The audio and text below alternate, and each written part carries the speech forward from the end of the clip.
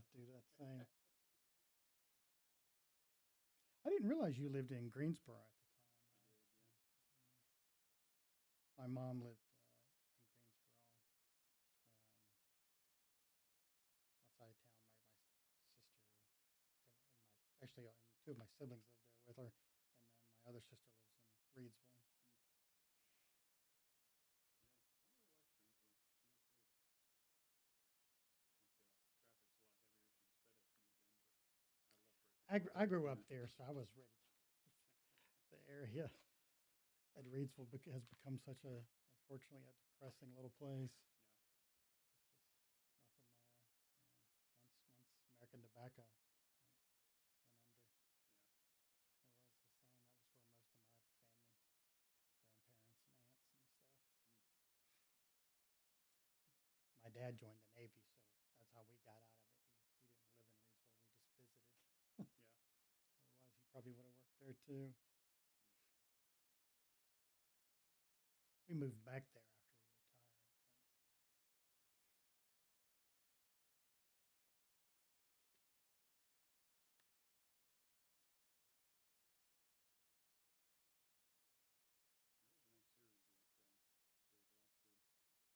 did. I missed this book so much, this magazine so much.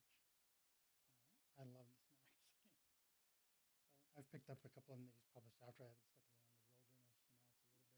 think he's got the one on the wilderness. It's a little bit thicker. In fact, I bought it. When we went down there.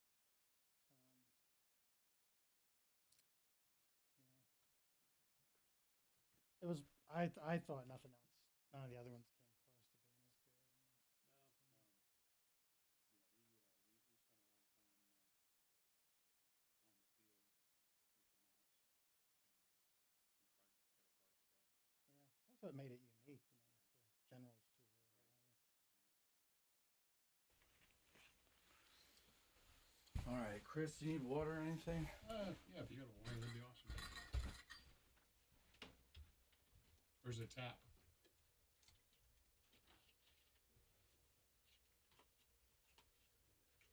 Got any bourbon?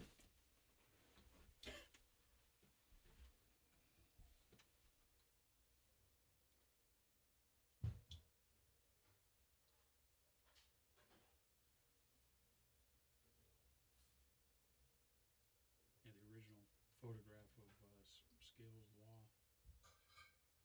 practice building there. Yeah. I took that photo, and the photograph I sent Dave Roth had the front of my car. He cropped it out. Thanks, sir. Don't spill it on my gear. Where's the bourbon? The bourbon? Yeah, I drank it all. you trying to go? Yeah. You getting ready for this? Is this my headphones? Yes.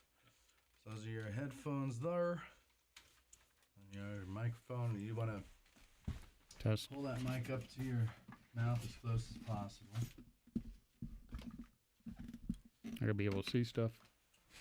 From the Sorry, was that loud? No, not much. What'd you say? I'm sorry. So I gotta get my notes. Oh, yeah. Extensive notes that I took in preparation, as I always do.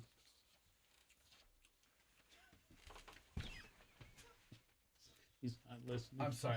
I'm distracted. I'm so behind today. Is this thing close enough to her? Yeah. You want to be right up to that. Now you're going to want to move over. Yeah, it's weird because, and you'll see when the monitor comes up, you'll see how you're lined up in the shot there. See, so you're upper right. Yeah. So that's where you want to be. Okay. Even though it's not as comfortable as coming straight in. But these are the sacrifices we make in show business. Discomfort. My bald head doesn't look quite so No, it's distinguishing on shiny. camera. I didn't know if would need to have my hat on or not. Nah.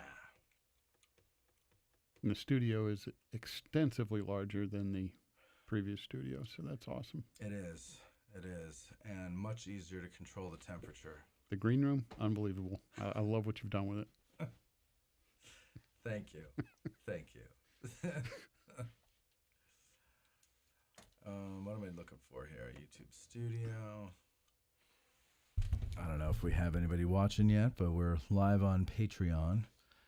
So if you are watching, hello. If you're not watching, where the hell are you? Where the hell are you? You should be here. Really? I mean, come on.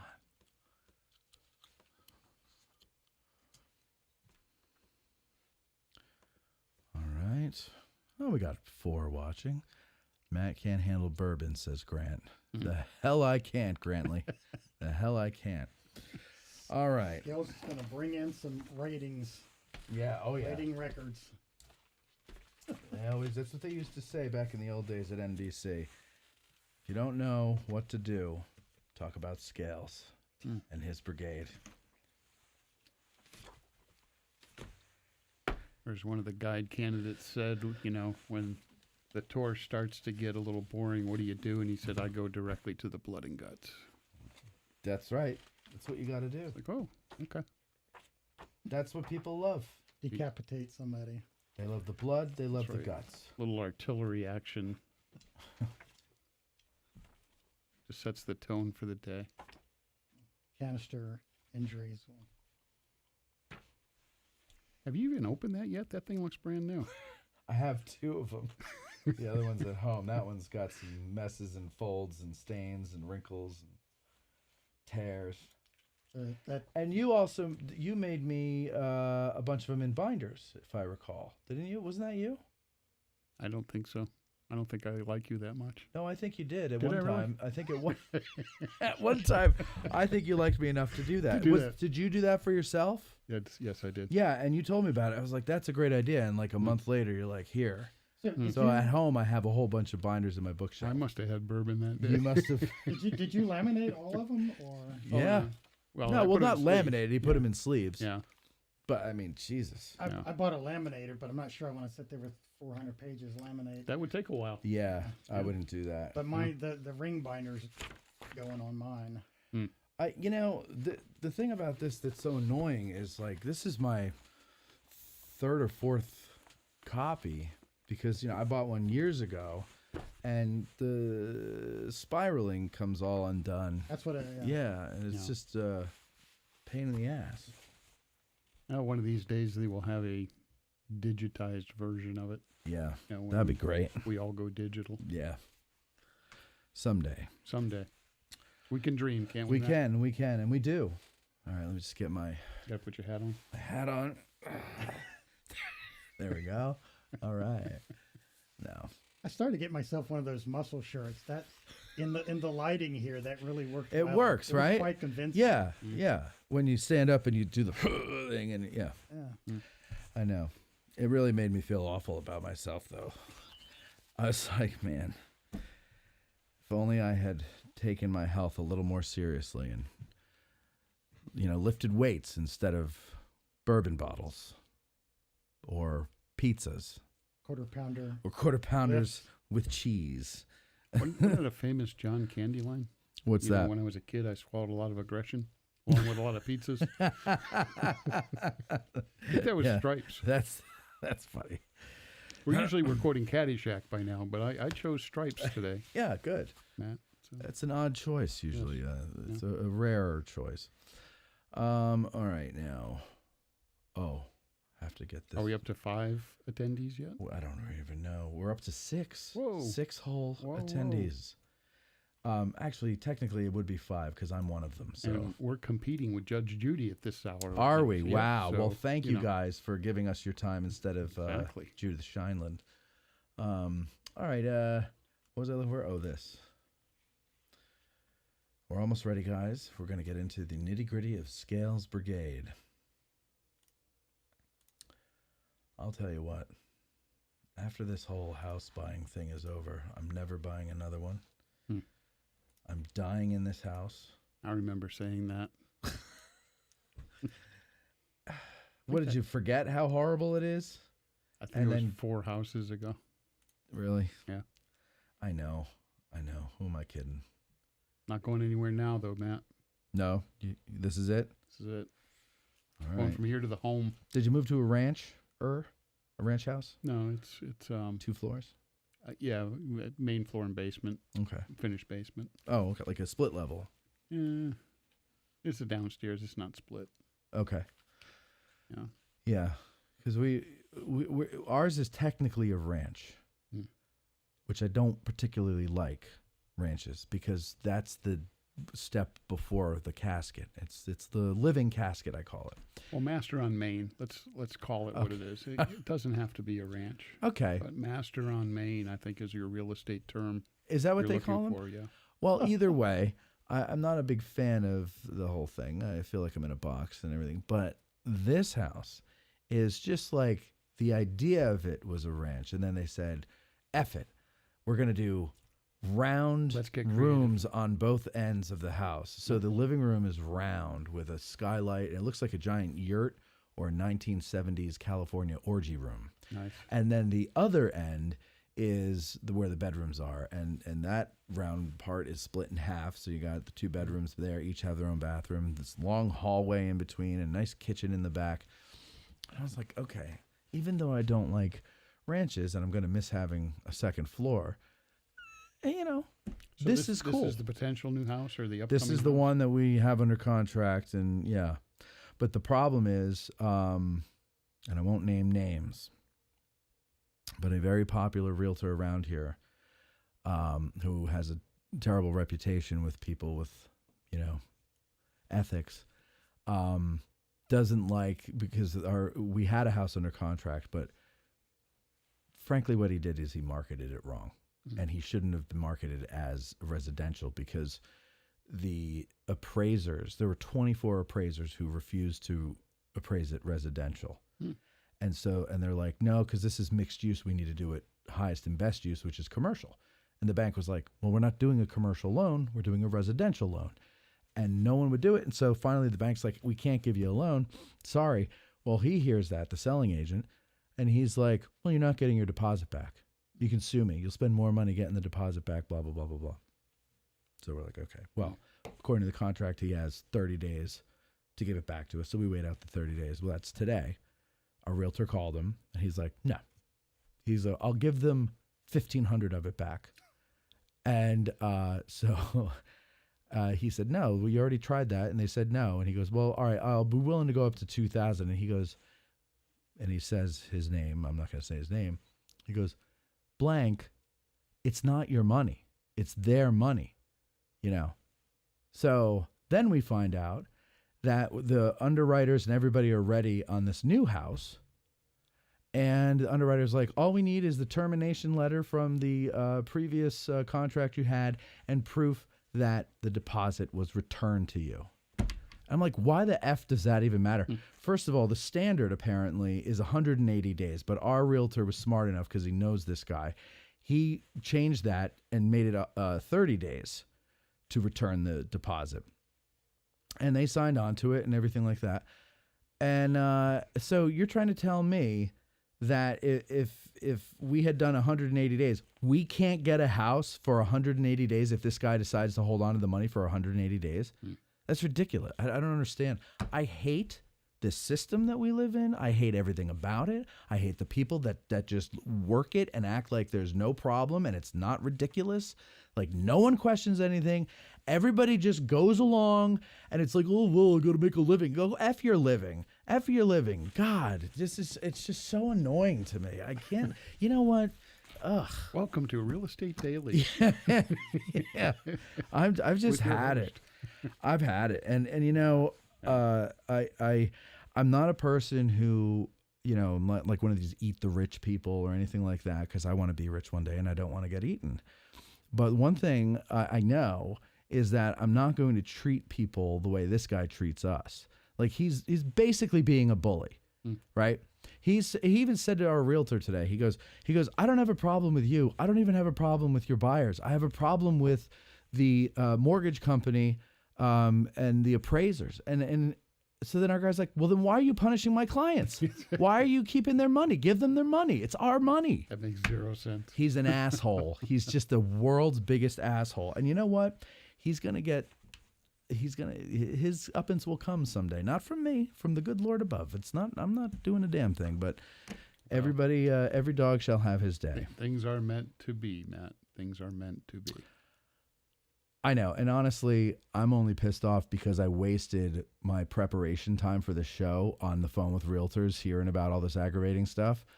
Dwayne's here to carry you through that. Dwayne's going to basically take over the the That's right. what he's going to do today. Don't and you everything's going to worry. be fine. That's No, right. we're not going to worry. We're going to have a great It'll time be today. the bestest show ever.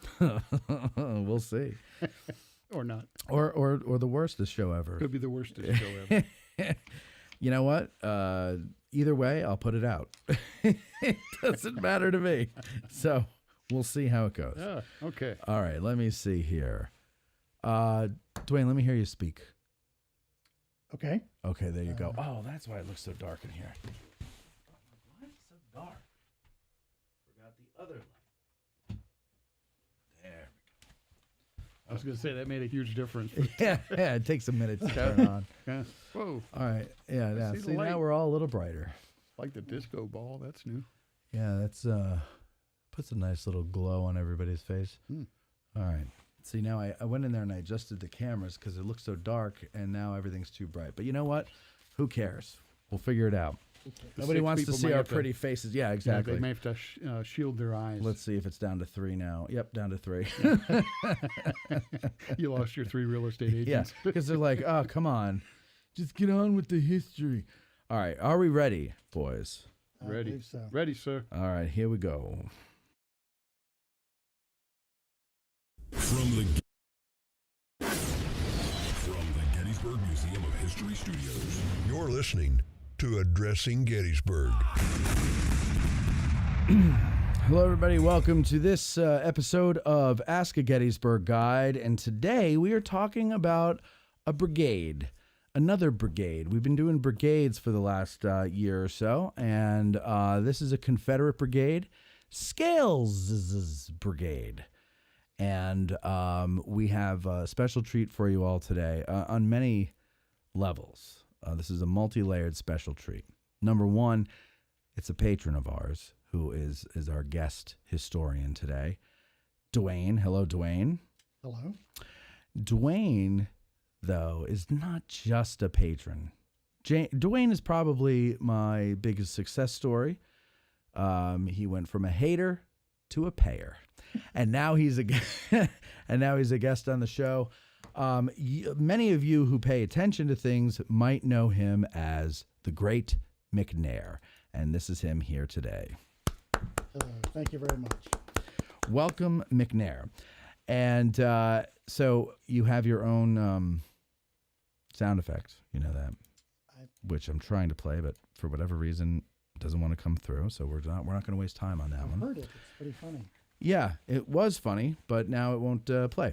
But so you suddenly decided that it wasn't so horrible that I tricked everybody into thinking that Martin Sheen was here last year. We're coming up on the 1 year anniversary of your public hatred for me, and but now you're a patron. What was it that made you go from throwing darts at my picture on your wall to becoming a patron, and now here you are on the show? Well, I started listening to them, and I really liked the content. And honestly, I think a lot of it was, Sorry. was kind of the attitude that you took about the whole thing. Were rather good natured about it, and I subsequently felt kind of terrible about it. As well, you should have. And so sought some redemption, and surprisingly, you didn't tell me to F off and never, come back again. No. And then I joined Patron, and I listened to the content that I could see and hear for free, and I liked it. So I joined and really liked the way the interviews and the format of the show. There's a very wise line from one of the great American philosophers, Bonnie Raitt, and that line is, "I can't make you love me if you don't." And so there's no point in wasting any time arguing with somebody because they don't like what you do. But I do like to waste time convincing you you're wrong by killing you with kindness. And there you go. It won. It won the day. And yeah, there you go. Now here is your sound effect.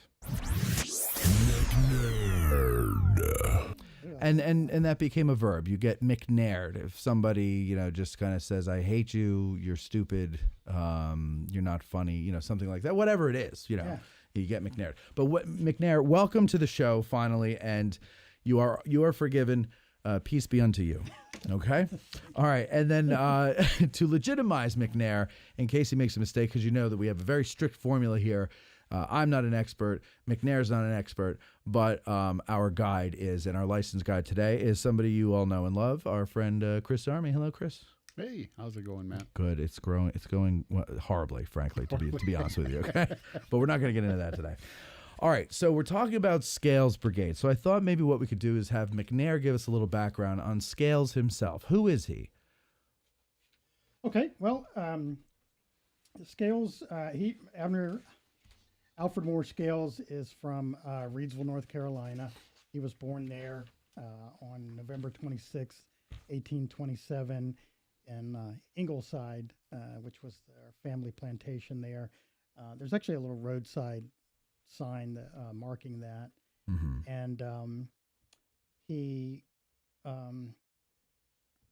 guess he moved from there to something called Mulberry Island plantation, and lived there for a while, grew up there. We don't have a lot of information about his childhood. He attended a Presbyterian prep school called Caldwell Institute that closed a number of years later, and then he went on to University of North Carolina at Chapel Hill. I'm an NC State graduate, so I don't like that part So of it. it's difficult for him to say, "Go Tar Heels." Yeah, I can't quite say that. Yeah. So he studied law there, but didn't finish. But he got out and was studied privately under, I think it was a local judge, William Battle. And then he took the bar and passed it in 1852. He became solicitor for the county, and then won election to the state house. And yeah, so he was kind of in state politics for a while, and then with the he also became a elector for the Breckenridge ticket. Probably skipped over some stuff there, but What kind of a guy was he, like personality wise? What would you say? I don't know that we have a lot to that. He's a hoot. He was a hoot. I you can't be from Reidsville, North Carolina, and not be a hoot. yeah.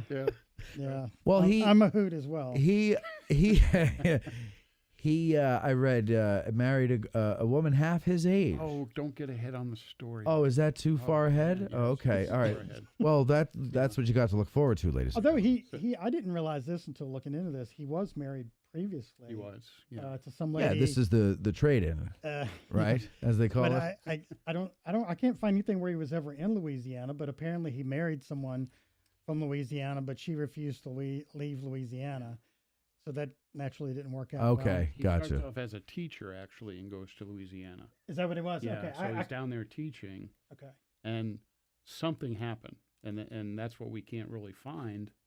Something happened that he ends up returning to North Carolina without the missus, or the So- practice wife, or The practice I mean, wife. there's all sorts of other things we could say. Do you think it was that he that just because she wouldn't leave, or is there something more to that Maybe people she suspect? wasn't young enough.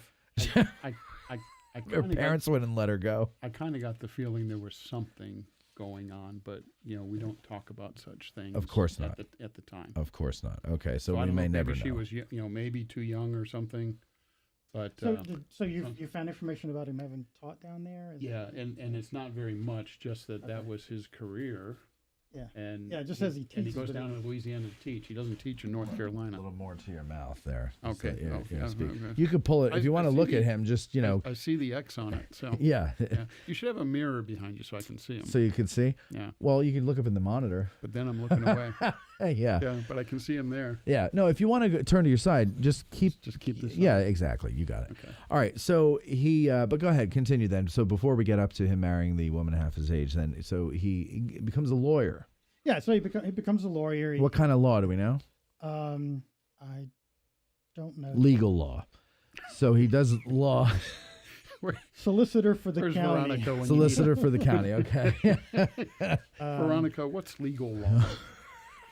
So he goes, okay, so he's solicitor for the county. So he advises the county commissioners of what they can and can't do legally, right? I guess is what it is. Yeah. Okay. And then move us along then. So when does he marry the girl half his age? Oh, that's Yeah, so I guess the divorce went through in like 1858 or something. I think. Okay. So we're not even at the we're- war. Yeah, we're not even there yet. What year was he born? Did you say that? 1827. 1827. Okay. Yep. And he, as you know, the Democratic Party ended up nominating Stephen Douglas and John C. Breckinridge. As a Southerner, of course, Scales supported Breckinridge, and he was an elector on his behalf for North Carolina. So Lincoln's, Lincoln's elected. Fort Sumter's fired on. And then when he calls for 75,000 troops, that's what gets the rest of the other 4 states join the Confederacy. Mm-hmm. And so Scales volunteered there in the Rockingham Guards, which was named after the county that was there, and which becomes Company H of the 3rd Regiment Volunteers, which eventually becomes the 13th North Carolina Troops. So And he was elected captain at that time. so he enters the 13th North Carolina as private, and then is elected captain. Mm-hmm. Okay. And so what, he's probably in his 30s at this point, if I'm doing my math right? I guess like 32, 33, something. Yeah. like that. Okay. There's a photo of him from like 1859 where has no facial hair, much younger. I imagine that's probably what he looked like during the war. But Yeah. maybe he had the goatee. I don't know. So has he met the girl who's half his age yet, or He hasn't been born yet. She's still just a fetus. No, one quick story that I came across as far as him becoming the captain. They're in the camp of instruction in Raleigh, and they tell the men about face, and everybody turns one way, and 2 guys, Scales and a guy named Thomas Settle, turn the other way. okay? And they say, "We like the cut of your jib. You 2 guys are captains now." Really? That's how he was made captain. If only it were that easy when I I know. was growing up. I know. right? I'd be I know. general by now. I think Settle joined up with them, became officers in the same. Yeah, They were from another prominent family, the Settles. Ah, okay. and they had been, as far as the convention to jump in and secede, they were on opposite sides. Oh, okay. But both lawyers, so they're good at arguing with each other and then having a bourbon afterwards. Yeah, right. I'm trying to stick with the theme. Yeah, the bourbon theme. As soon as the state says, "Yep," the vote is that we secede, then they're buddies again. But they had been riding around, making the arguments all around the area. So I'm assuming that Settle was pro-union or not, for secession, maybe. Well, see, it gets a little deep because at first they have a bunch of these discussions, if you will, to stay with the union or leave the union. But then when the state says that's it, and they vote for secession, then it's like, okay. So, they would argue, each side would go around and argue, in front of a crowd. Right. So right. I mean, what else do you got to do? The Yeah. internet's down. There's no movies. No movies. Yeah, all the movie theaters are radio closed. stations aren't working. Right. So you go listen to a good debate. Yeah. Yeah. Of course. Yeah. And that was the form of entertainment at the time. Right. And there was boring as hell. It's a book called Apostles of Disunion, where there were guys that were sent around from the deeper southern states, Mississippi and so forth, and they were sent to convince everyone to secede. To help out. It's kind of like Mark Zuckerberg now. Yeah. Kind of helping out. Yeah. Gotcha. Right. Social media Election at the time. interference is what they were up to, Yeah. right? Yeah, basically. Okay. All right. So now the war starts. He's in the 13th North Carolina. And what is he seeing any kind of crazy action there, or what's going on then? Either one of you, it doesn't matter. Yeah, you probably got more than I do at this. Oh well, they start to get brigaded, but they have this drill master who you've heard of. His name is William Dorsey Pender. Oh yeah. And so Pender, he drills them, and he becomes part of the 6th North Carolina. Okay, he's eventually given the colonelcy of the 6th North Carolina. And one of the dynamics that you see almost from the outset of the war is that Pender and Scales have this really, really good working relationship. Okay. And that's based on the fact that Pender's a military guy, but he's not a politician. Uh-huh. Scales is a politician, very well connected in Raleigh, but wants to understand military, aspects better. Sure. So they kind of coexist like that, and they help each other out. Okay. And when there's this discussion of Pender, taking on a regiment, Scales will get a hold of his old buddy, a guy by the name of Thomas Klingman. Okay. Okay, a big time Klingman. They just renamed his dome, by the way, or are in the process of doing that in Asheville, North Carolina. Oh, really? Klingman's Dome. Klingman's Okay. Dome, Yeah. Yeah. No, I'm not familiar with it. It's if you are hiking in the Smokies, it's the second highest peak in North Carolina. Okay. And they renamed it to the Indian name. I forget what it is. Heap Big Snake Dome or something. Oh, wait a second, that's Devil's Den. Yeah. That's our homage to Tim Smith for the show. But Scales influences that decision through Klingman, and Pender is given the 6th North Carolina. And so then there's this effort to brigade other regiments with the 6th North Carolina, including the 13th, and that ultimately gets done. Okay. So they're back together. All right. Give us some of their service in the war then, the brigade. Well, they're at first, before they're brigaded, they're part of Raleigh Colston's command. They're fighting in Williamsburg in 1862 in the spring, and that's when the 13th North Carolina finally sees action. Then you have the Battle of Seven Pines, which is significant for several reasons. One of being that Dorsey Pender with the 6th North Carolina and his command and coolness under fire results in Confederate President Jefferson Davis, who's watching this.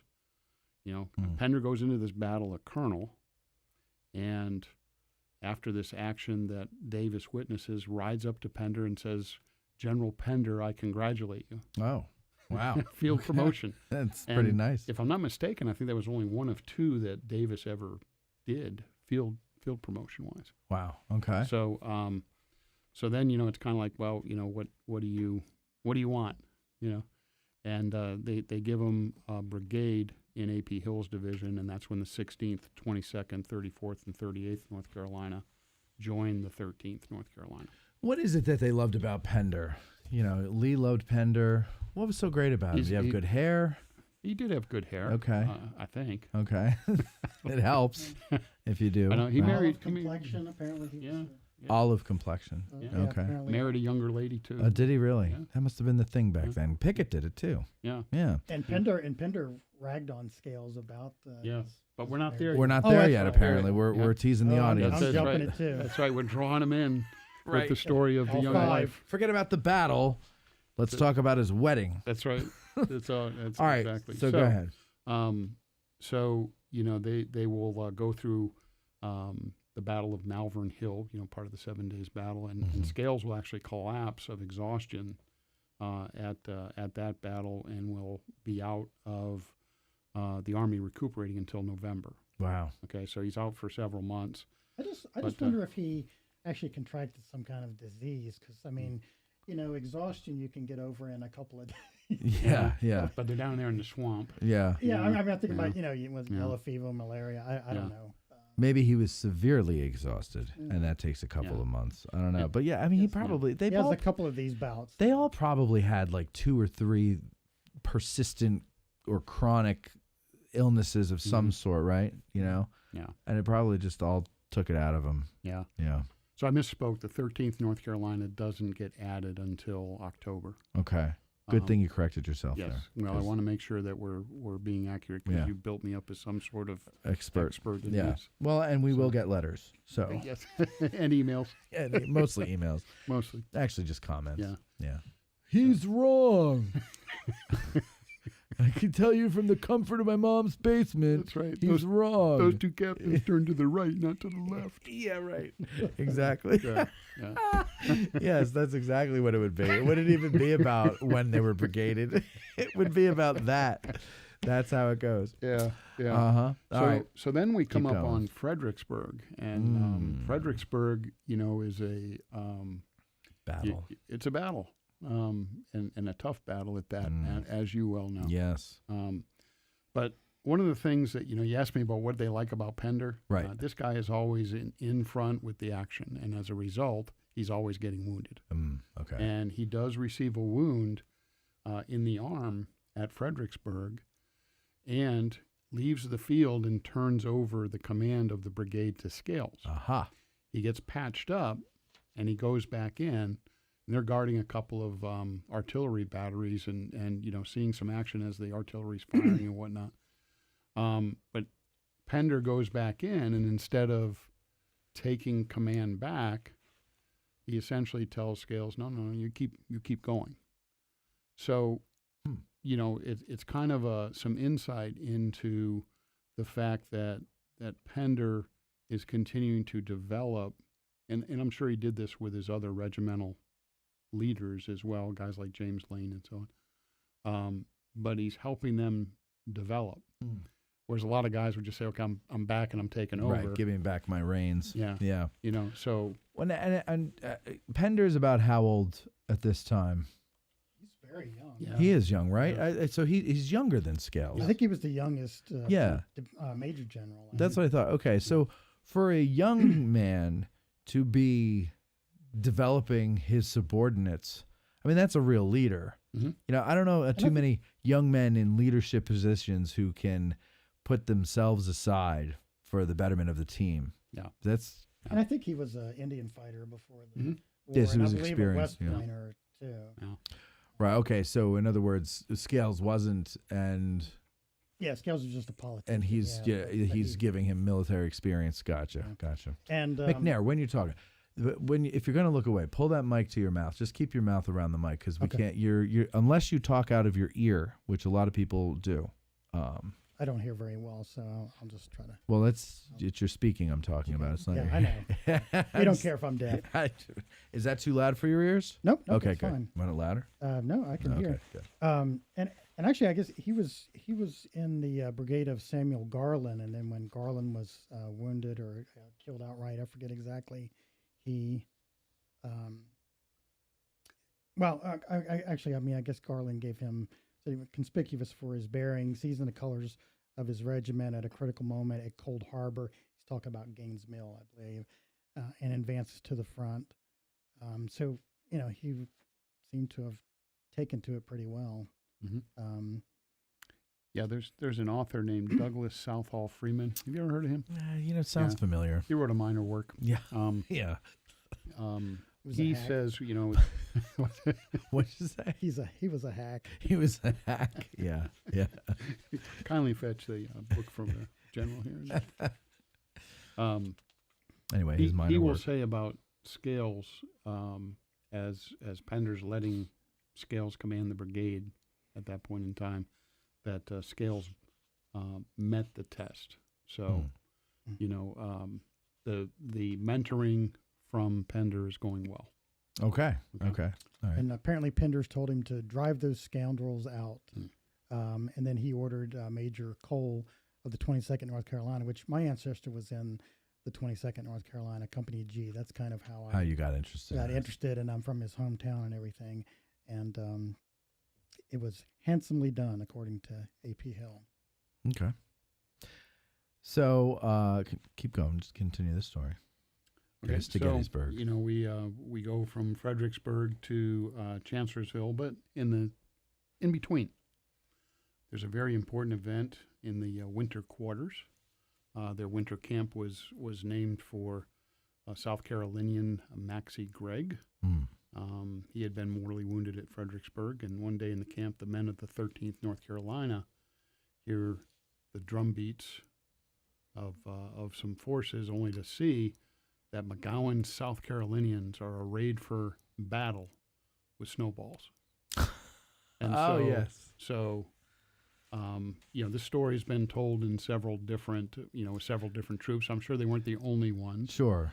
But then you have the great snowball fight between the Tar Heels and the, what is it they say about North Carolina? It's a veil of humility between two mountains of conceit.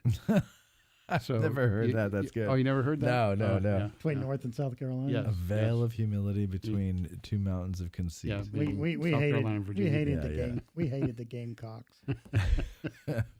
I'll leave that alone. So it's all fun and games, and there's no official report that was written to this map.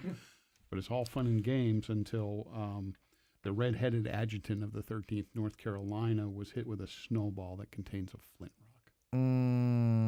So see, there's always one. Yep, those South Carolinians. Yeah. Let's get the officer. Yeah. Did I just isolate some of your audience? Probably. But yeah, sorry. They probably hated me anyway about because I like the North. Yeah.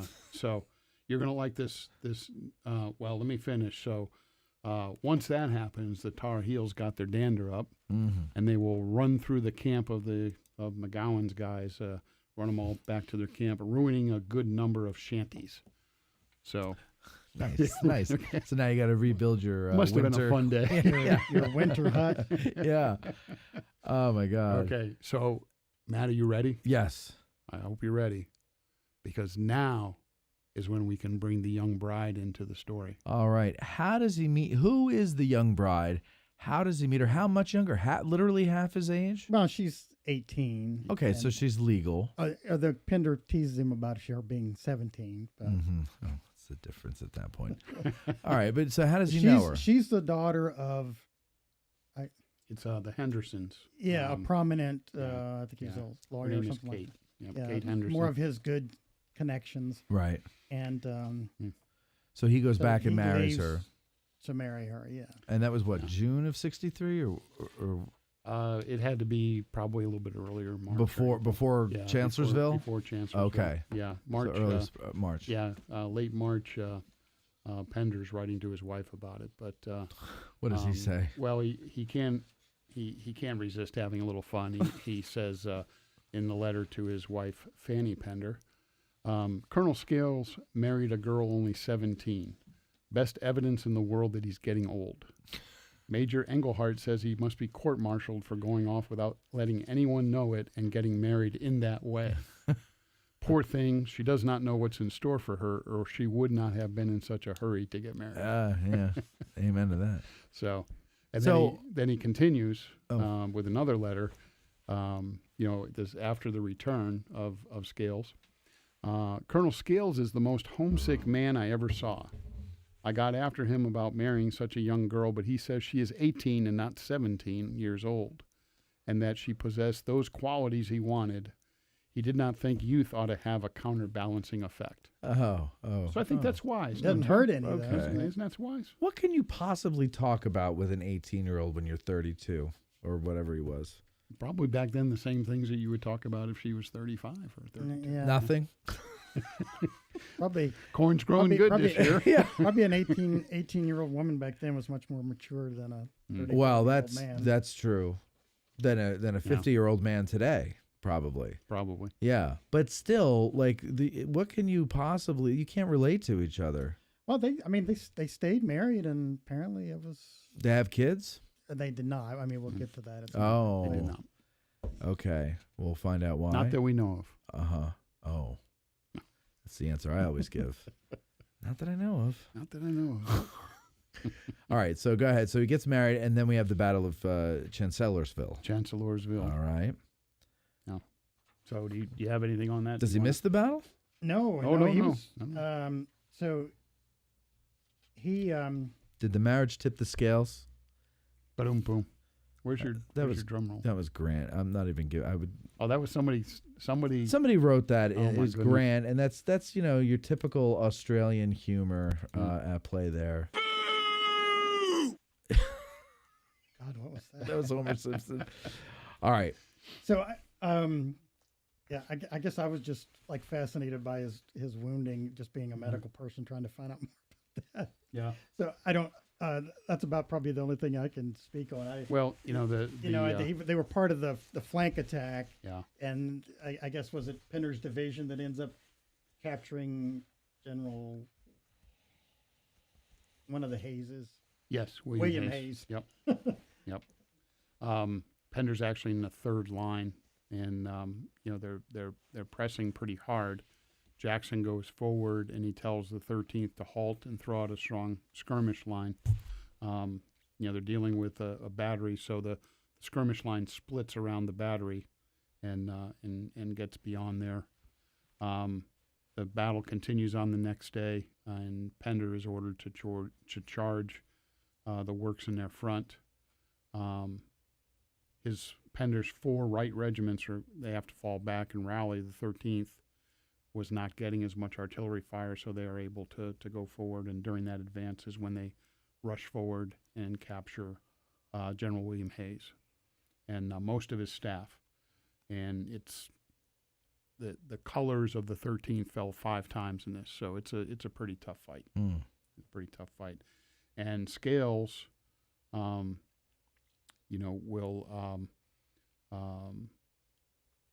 order one of the men to, detail somebody to pick up the colors that have fallen, and that's when he's hit in the thigh, and he will be taken to Richmond to recover. And he's actually in Richmond, but Scales will write later on that he remembered May 3rd at Chancellorsville as a day that tried men's souls. So. Since he was wounded in the right thigh, through the fleshy part of his thigh by a ball. So it was only a flesh wound. Only a flesh wound. Yeah, it says it was fearful though not serious, but right. Infection could take off with, of course, with any of those. But it didn't cut the artery. Yeah, didn't shatter the bone. Apparently not. Yeah. Obviously, yeah, that would have stunk if. And frustratingly, I haven't been able to get any more detail on his wound here, but unless Chris has something, but we'll get to that. Okay, yeah, let's skipping ahead on. Please, that. let's not skip ahead. We all learned the lesson there when I tried to get to the marriage. Don't wound him. I mean, he just got married. Yeah. Don't wound him a second time. So he, okay, so then the Battle of Chancellorsville happens. Mm-hmm. Lee reorganizes the army. Pender goes up to division command, right? Mm-hmm. What happens with Scales? So Scales is recommended by Pender for promotion.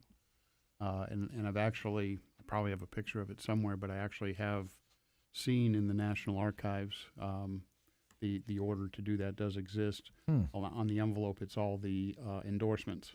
Oh, okay. So it's got Pender's endorsement, it's got A.P. Hill's and General Lee's before it goes to the congressional. Oh, that's cool. Yeah. Confederate Congress to get approved. So now, but by promotion, you're saying in rank, not just moving to brigade command. It's right. Not a colonel in charge of a brigade. It's a brigadier general. Brigadier general. Yeah. Okay. Yeah. McNair.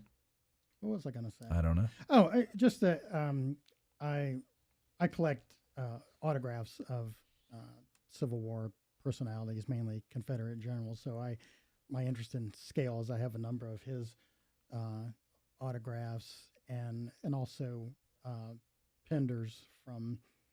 It's an envelope from one of his letters that he sent to his wife, but Scales' handwriting is atrocious. Horrible. as he more better than I knows, but. So to give you an example of that, Matt, his papers, or at least what's left of his papers, are at East Carolina University. Okay. So I go down there one day, and I know that I'm going to find all sorts of information about Gettysburg and about his Civil War service and all that. As it turns out, after the war, or maybe even as the war is ending, he instructed his very young wife, because we're supposed to say that. Right, yes. Half to, his age. To burn the papers, to burn his letters to her. Yeah. So nothing survived that is contemporary for Scales. Does he say why? No. But his writing, as Dwayne mentioned, it's bad. You So couldn't read it anyway. here's how you do it. The first letter you can recognize. Let's say it's an A. Okay. After that, it's just a line. Oh, so you have to guess what he's The saying. whole letters, every word Really? in the letters are written like that. It is And really, I really have, difficult. I mean, I have really bad handwriting, but it's not even. So what is the point of burning it? Nobody could read it anyway. You're your own cryptographer. Yeah, yeah, It's like the zodiac letters. Like you got to figure Right. out what you're writing. right. This squiggly line looks like he's saying answer. There's an A squiggly line. Yeah. Hmm. Now, there's a few letters that do survive. They're not really informative. However, when he is elevated to Brigadier General by Special Order Number 163, as I'm sure you have a copy Of course, this is when Um, he scaled the heights of command. That's right. Exactly. Boom, boom. That one didn't come in online, did it? It did. Oh, it did. I'm not in a joking mood today, so I'm letting Grant do the writing for me. Well, maybe Grant took up our early advice and started him with the bourbon early. But Scales will write his young wife, who I believe could read. Right. Just not his letters. Just not his letters. But he tells her the news, and she's obviously very concerned, that he's been wounded, and very concerned that he's a soldier. But he notes to her that one of the benefits of being a brigadier general was if he were wounded or killed, she'd be able to read about it in the newspapers. And, you kind of gloss by that and you think, yeah, I guess. But, when you really think about it, I'm, here at Gettysburg, in the cemetery, how many unknown dead do we have from the battle? Right. Their families Have no idea. they just never got back. And No. Right? They never came back. And as proof of that, the newspaper article that I have here is the Weekly State Journal from Raleigh, and it says, fortunately, Colonel Scales was not wounded until near the close of the fight when he received a ball through the fleshy part of his right thigh, producing a fearful though not serious wound. So so she she read the news. She read it, yeah. And this was on the 27th, so I mean it was a few weeks. It is a great point though that he would be in the papers if something happened to him. Mm-hmm. But and you think of the unknowns and those poor parents and wives, they might get word that he died, but we couldn't find him. Right. And so I would imagine you just stand in the sea of unknowns and just be like one of the sections and just be like, hey, if you're one of these guys, I love you, I miss you. It's horrible. Absolutely. And even if they did, they published a lot of casualty reports from regiments, but they weren't always. Everybody wasn't always listed. Right. One of them. Was one of my ancestors was in the 45th North Carolina in Daniels Brigade, and he was wounded here and ended up staying at Camp Letterman and then going on to Baltimore. But I found the casualty report in the paper, and it was not. He wasn't listed there. All right, That's my phone ringing. Is that your phone? It is. Well, you want to answer it, Should I speak to should we wait? the Association of Licensed Battlefield Guides and see if I can catch it? Oh God, no! I was making sure mine was in the off, and it was. But We need you right now. I don't have such courtesies. well, this is my first time here, and I want to be back. That's right. That's right. All right, so then now let's get it to Gettysburg. Well, Work our before way we up. get to Okay, Gettysburg, well, man, whatever. there's something really cool. Okay. Okay, so your Scales, you're wounded, you're down in Richmond, and you get your promotion. But that doesn't necessarily mean that everybody back at the brigade knows about your promotion yet. Oh. Okay. Okay. And there's a guy named Colonel William J. Hoke. He's the commander of the 38th North Carolina. And he is lobbying Pender to get the job.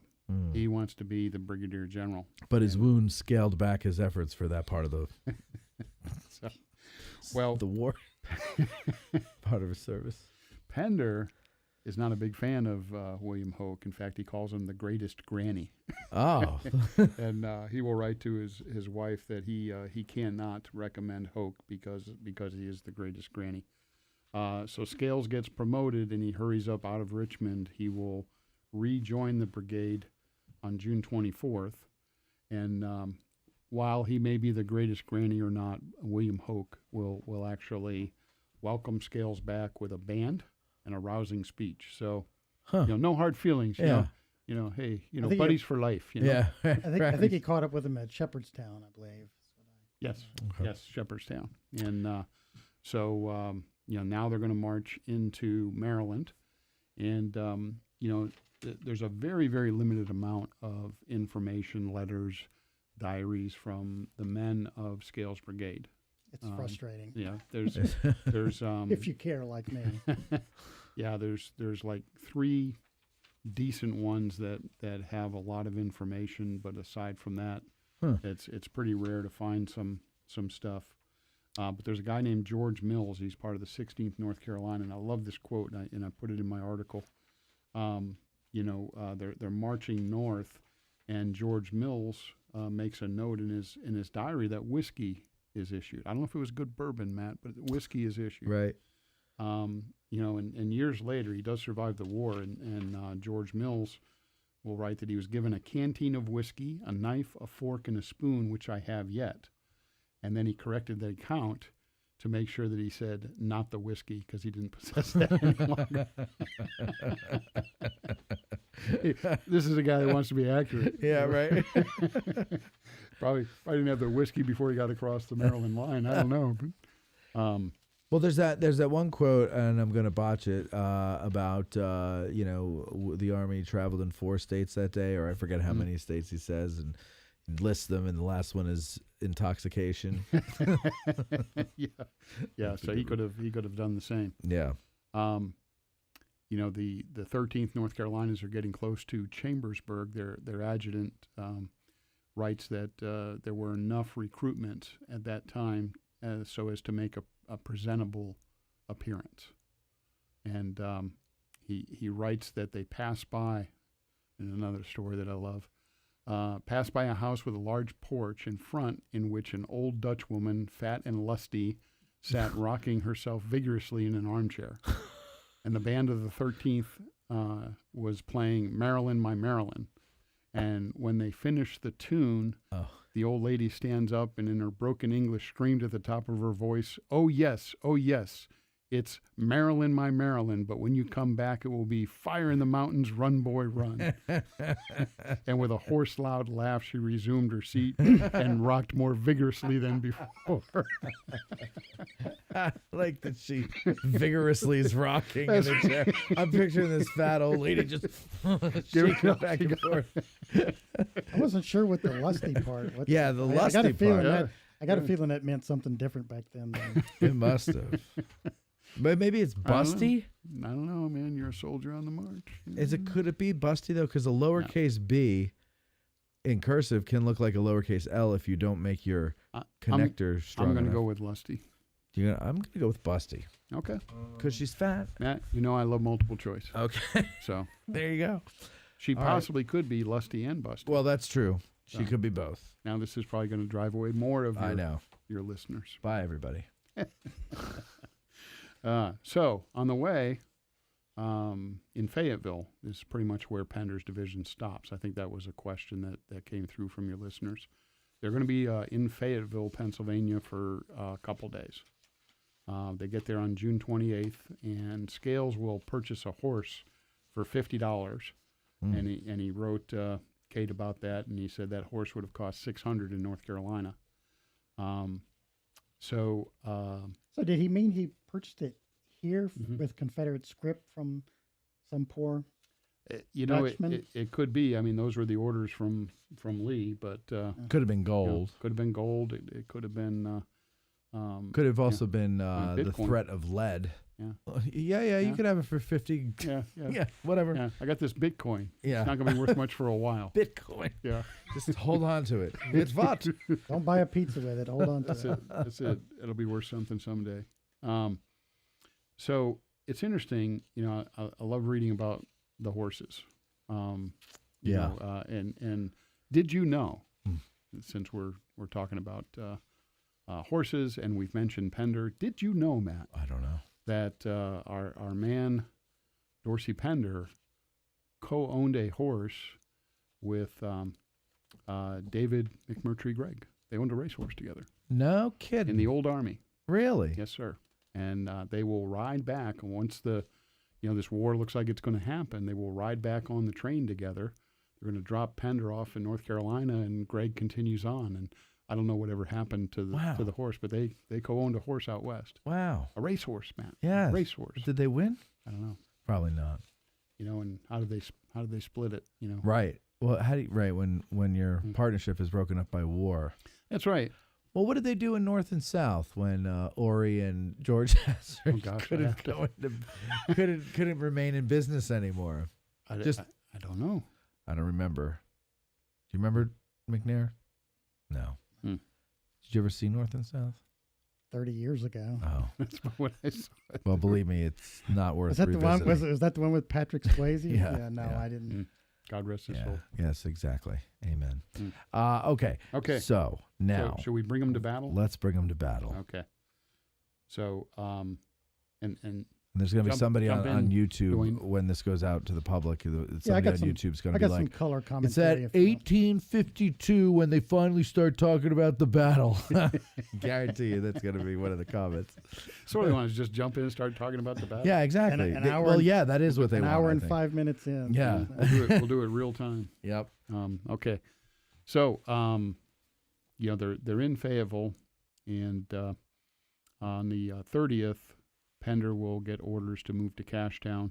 And of course, we know that Pettigrew had seen some troops, and Hill's not so sure about it. Right. And blah blah blah. But he's Now- going to move 2 divisions towards Gettysburg. I'm not sure. Let's Yeah. just throw Or- 2/3 of my yeah. court. But Yeah. for people who don't know, so Fayetteville is west of Cashtown, up Yes. in the mountains there. Would you Mm. say it's like halfway between Cashtown and Chambersburg, or Yeah, I'd give it that. maybe a little closer to Cashtown?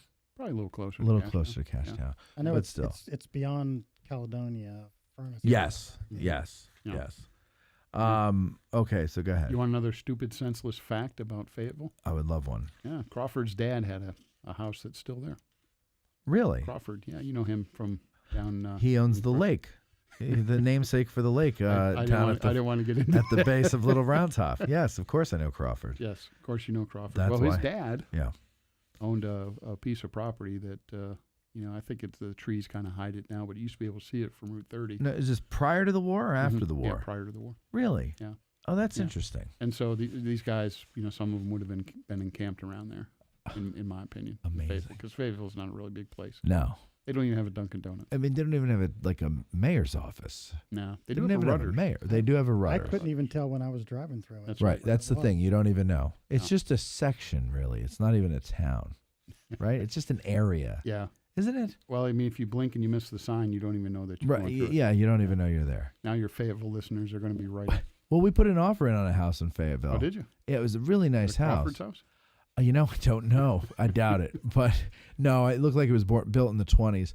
But it was a nice house. The only problem was it was right on 30, and I just couldn't get over the noise. And it was a brick house, and you really didn't hear it when you were inside. But you can't sit out in the backyard and have a little fire at night without hearing zoom, zoom. And I can't do it. Can't do it. After I moved into mine, I found out that 18-wheelers go up and down my Oh, you road found and out shake after. my house. Yeah. Yeah. I'm sorry. Mm. I'm sorry. Yeah. It's what it They're is. working on the highway a little. Well, ways you're away. lucky you Hopefully have that'll- trouble hearing. Yeah, all the bacon coming out of Hatfield is Oh, got to go somewhere. oh, in my belly is where it's got to go. All right. Okay. So go ahead. The battle. Okay. So, on July 1st, they're going to be formed. Pender had ordered his men to cook 1 day's rations. They're going to form for the march around 5 o'clock. The sharpshooter battalion of William Haskell, South Carolinian sharpshooters, they're going to lead Pender's division. And about 2 or 3 miles in, they start to hear artillery fire. And on the Lewis Hoppy farm, Pender will deploy the men. So Scales and Lane will be south. Scales and Perrin will be south with Perrin on the right. And on the left of the Chambersburg Pike, you will have Thomas and Lane. So they're north of the pike. So they're broadside the Chambersburg Pike. Okay. I have a question about that. So I was reading that, and the nerd I am, I drove out there today, and it said it's about a mile out. So that would be around where basically Knoxland Ridge is. Is that where that was? Yeah, I always use the church that's out there and just kind of Okay, because I had not heard of that farm, but I Yeah. drove up and I'm like, well, it had to be Knoxland Ridge. They were on the deployed on the far side of, because they said about a mile away they could see Right. Pegram. And if you were in the parking lot of that church, you can really see quite a bit, even with the modern tree line. And if Matt cared, he would break out his Batchelder map set, and we could look at the exact location of the Hoppy Farm. But I'm not sure that. I do care, but they're at home. You should have told me to bring them, and I would have brought them. I'm sorry. That's so all right. sorry. That's all right. So, then, of course, the Confederate artillery is going to deploy in and around the church there. And at first, you have Pender basically far enough, behind to be in support, or I should say close enough to be in support. Now, was that when they were at her Ridge, when they were in support of the artillery? No, that's after. That's. Oh, okay. So they had artillery back at. Yeah. So the artillery, if you know where the church is, if you're standing in the church parking lot, so it would be in front of the church, and then on the other side of the road, the topography kind of curves a little bit. There's nothing built there. There's a tree line there, and that's where the Confederate artillery is setting up. At first. Now, some of that will move forward, but they're going to be firing, and of course, there's a couple things going on at this point. Number one, Captain Haskell, he has the sharpshooters. That was something that that organization started to happen, I think, in early '63. Some of the Confederate brigades would organize sharpshooting battalions. So, the guys are the good shots, put them together, and they're the ones that go in and do the heavy skirmishing. But Captain Haskell, at this point, he's actually doing some reconnaissance. And I think we talked about this in the Pender episode a little bit, but they don't know what's coming in on their right. Okay. They may have gotten a copy of the 1858 Adams County map, like you all should have. Yes. I had a copy of it, and when I was moving, my neighbor came by, and I answered the door while I was rolling it up, and he goes, "Oh, the 1858 map, yeah, I've always wanted one of those." And I go, "Oh, well, here, they're $9.99 at the gift shop. I'll go get another one. You can have it." Yeah. And next day I went to the gift shop. They stopped carrying them, and I can't find one to save my life. Now they're $50 online. Now so I found them. They do have them online, but they're like $69, and they come framed and stuff. I just want the map. I don't need it framed. You want to know a little trick? What? You want to know Chris's trick of the day? I'd love to hear Chris's trick of the day. Yeah, go on Library of Congress, do a search on it, you'll find it. Well, yeah, but I like it. Then where am I going to print it out? That big, huge thing. I mean, it was a big, huge old map on my wall. It looked really cool. Well, if you download it in a high-TIFF format, there's printers like the Gettysburg printing frame. Yeah, that will print that for you, Matt. That's a great idea. Hey, I'm here to help. There you go. Here's Chris's tip of the day. All right, Chris. Thank you. Yes, Thank you very much. All right. So that was Chris's tip of the day. Thank you. Stay tuned for more. So okay, the drama of the battle. Let's get back to it. Oh yes. In this letter to Batchelder that Scales wrote, it says, "My brigade went into line in a country road on the top of a hill a short distance before we reached the grove that you referred to." I guess I don't know if that's ahead of where we were. If he's talking about the Grove, Reynolds Woods, and he's back at her Ridge. I don't know. Maybe. Well, one of the things that happens is they will. So let's complete our thought on Captain Haskell of the sharpshooters, because that's going to change the situation. So he's being used for reconnaissance. So he is, he's going off to the right, and he finds out that on the far right of what would be Hare Ridge, that there's Union cavalry activity down there, and they don't know what's going to come in on their right. And so think of the two regiments on either side of the Chambersburg Pike. Conversely, they don't really know what's going to come in on their left because Ewell's guys haven't showed up yet. Okay. So what Pender's going to do is he's going to take Lane. He's going to shift them onto the other side of Perrin, as you probably can tell in your map book there. Your Phil Lano's map book. Yep, I'm Everybody looking should right have. at it. Okay, and then he's going to take Thomas, and he's essentially going to refuse Thomas along the railroad cut and kind of watch what's going on in the north. Wait, Thomas Yep. on the railroad cut. Yep. Okay, so not the railroad cut, but remember there's 3 railroad cuts. Right. Okay, so the most western area, and it might not even be right at the cut itself, because I'm doing this from memory, but Thomas is shifted to guard the flank of the left side.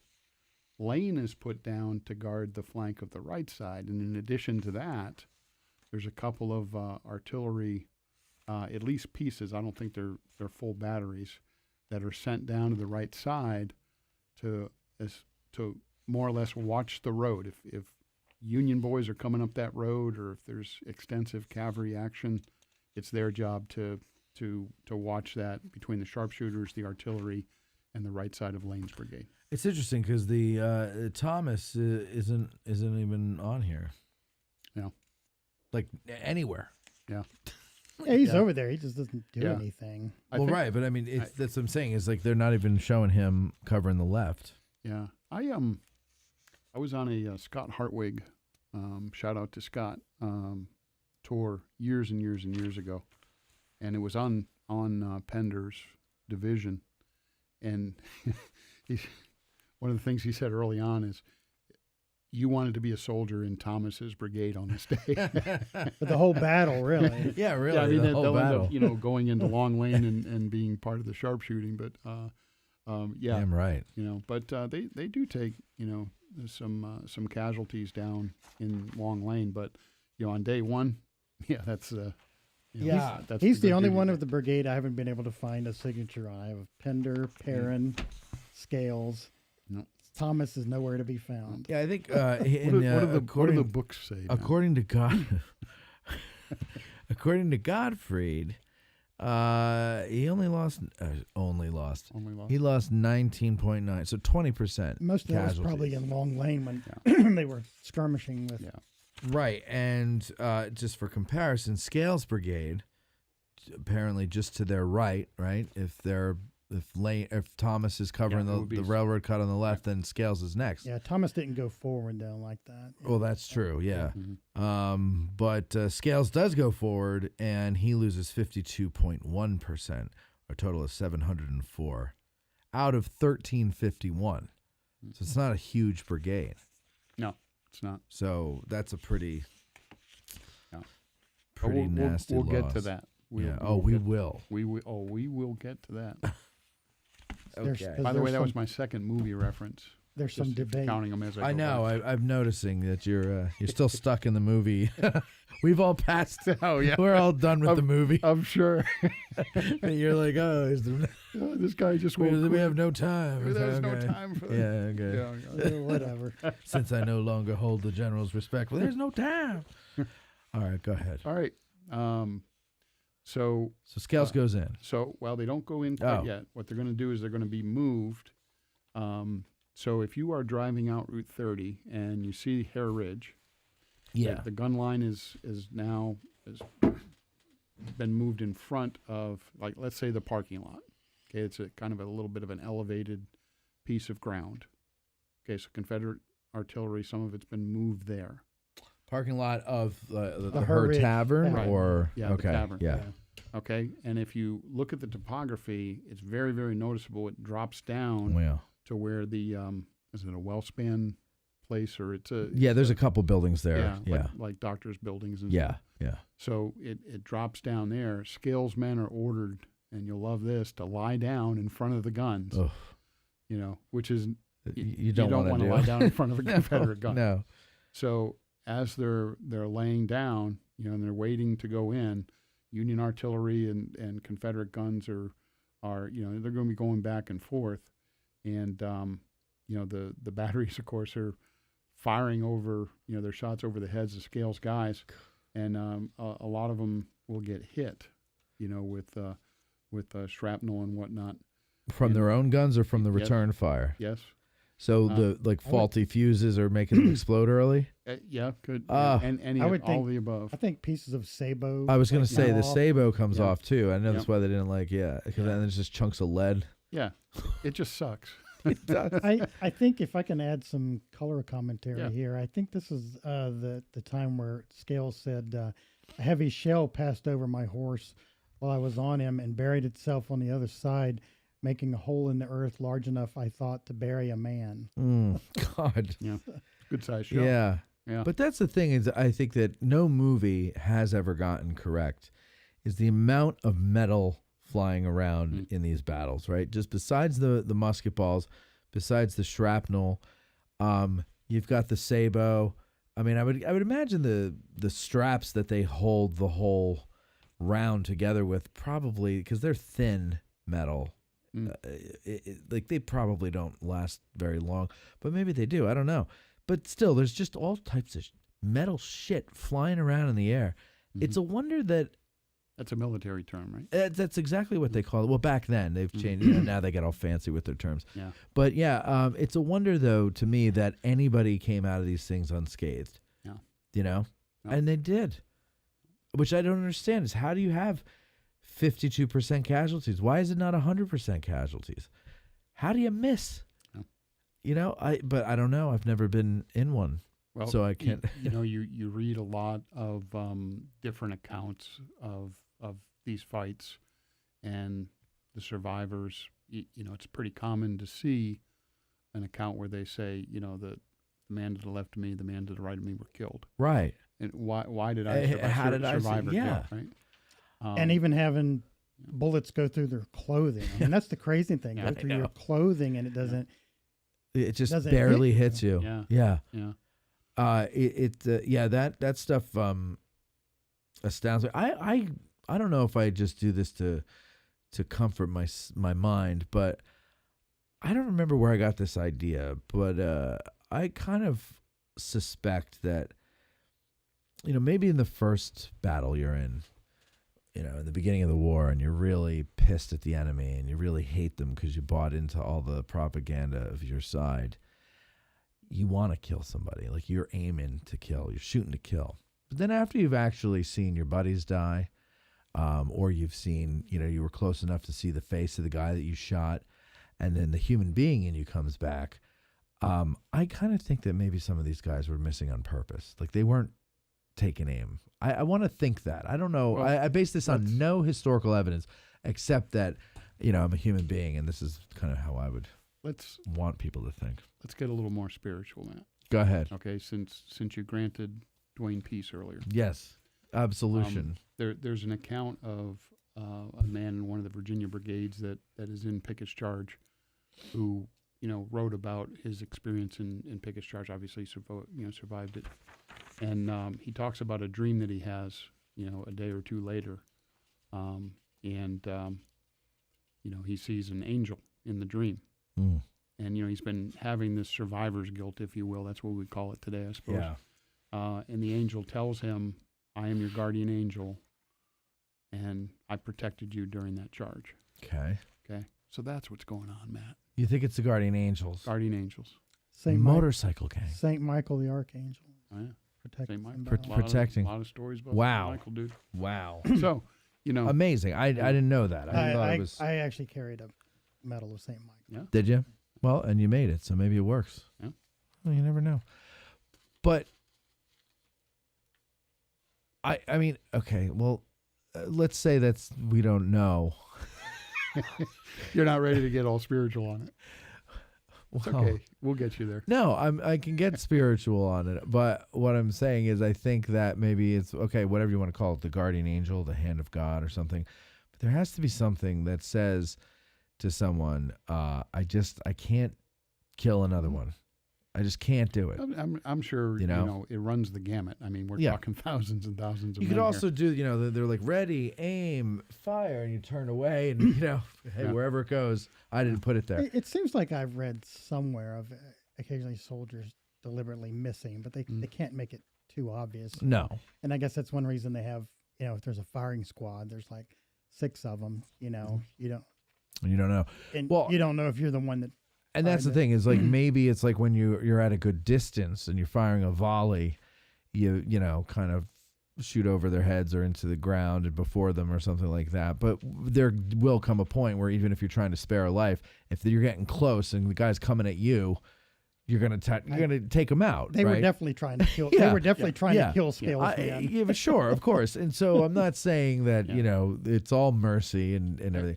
But it's just amazing to me that if everybody's aiming, and I know everybody's not a good aim, but when you got a wall of lead flying at a wall of people, how does anybody miss? Well, I think they aim, accidentally aim high. Or, you also have to think back to the fall when we had that event Out at in Winchester, yeah. When we were firing, the amount of smoke Yeah. and the fact that they're firing at us, so there's an amount of smoke. Sure. And the instant that you fire and, you're taking your gun and getting ready to reload it, you're not necessarily standing there saying, did I get somebody? No. You know what I No. mean? So, Yeah. it happens quick. Yeah. So And- I would imagine. But we're also we were firing at things the size of a dinner plate. And they didn't fire back at us. And it didn't fire back at us, yeah. And we still missed. and they said very, Yeah. very quickly that swale where they went into became filled with smoke, and Yep. they couldn't Yeah. see who they were.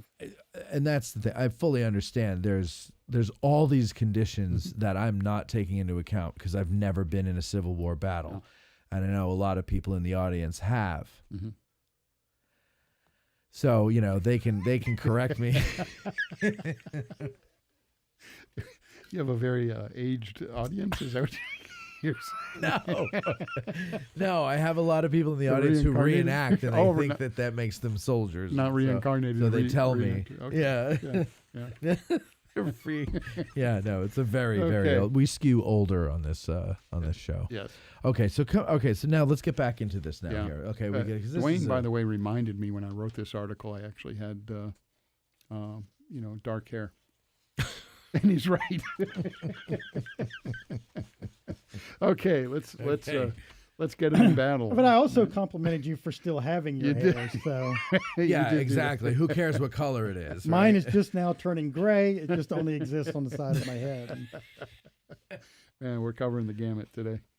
Okay, so as you know, Pettigrew's guys are going to go in, going to be a slugfest. And then Pender is ordered to go in and break the line. And so here's where you get multiple choice, because the way that the brigade is deployed,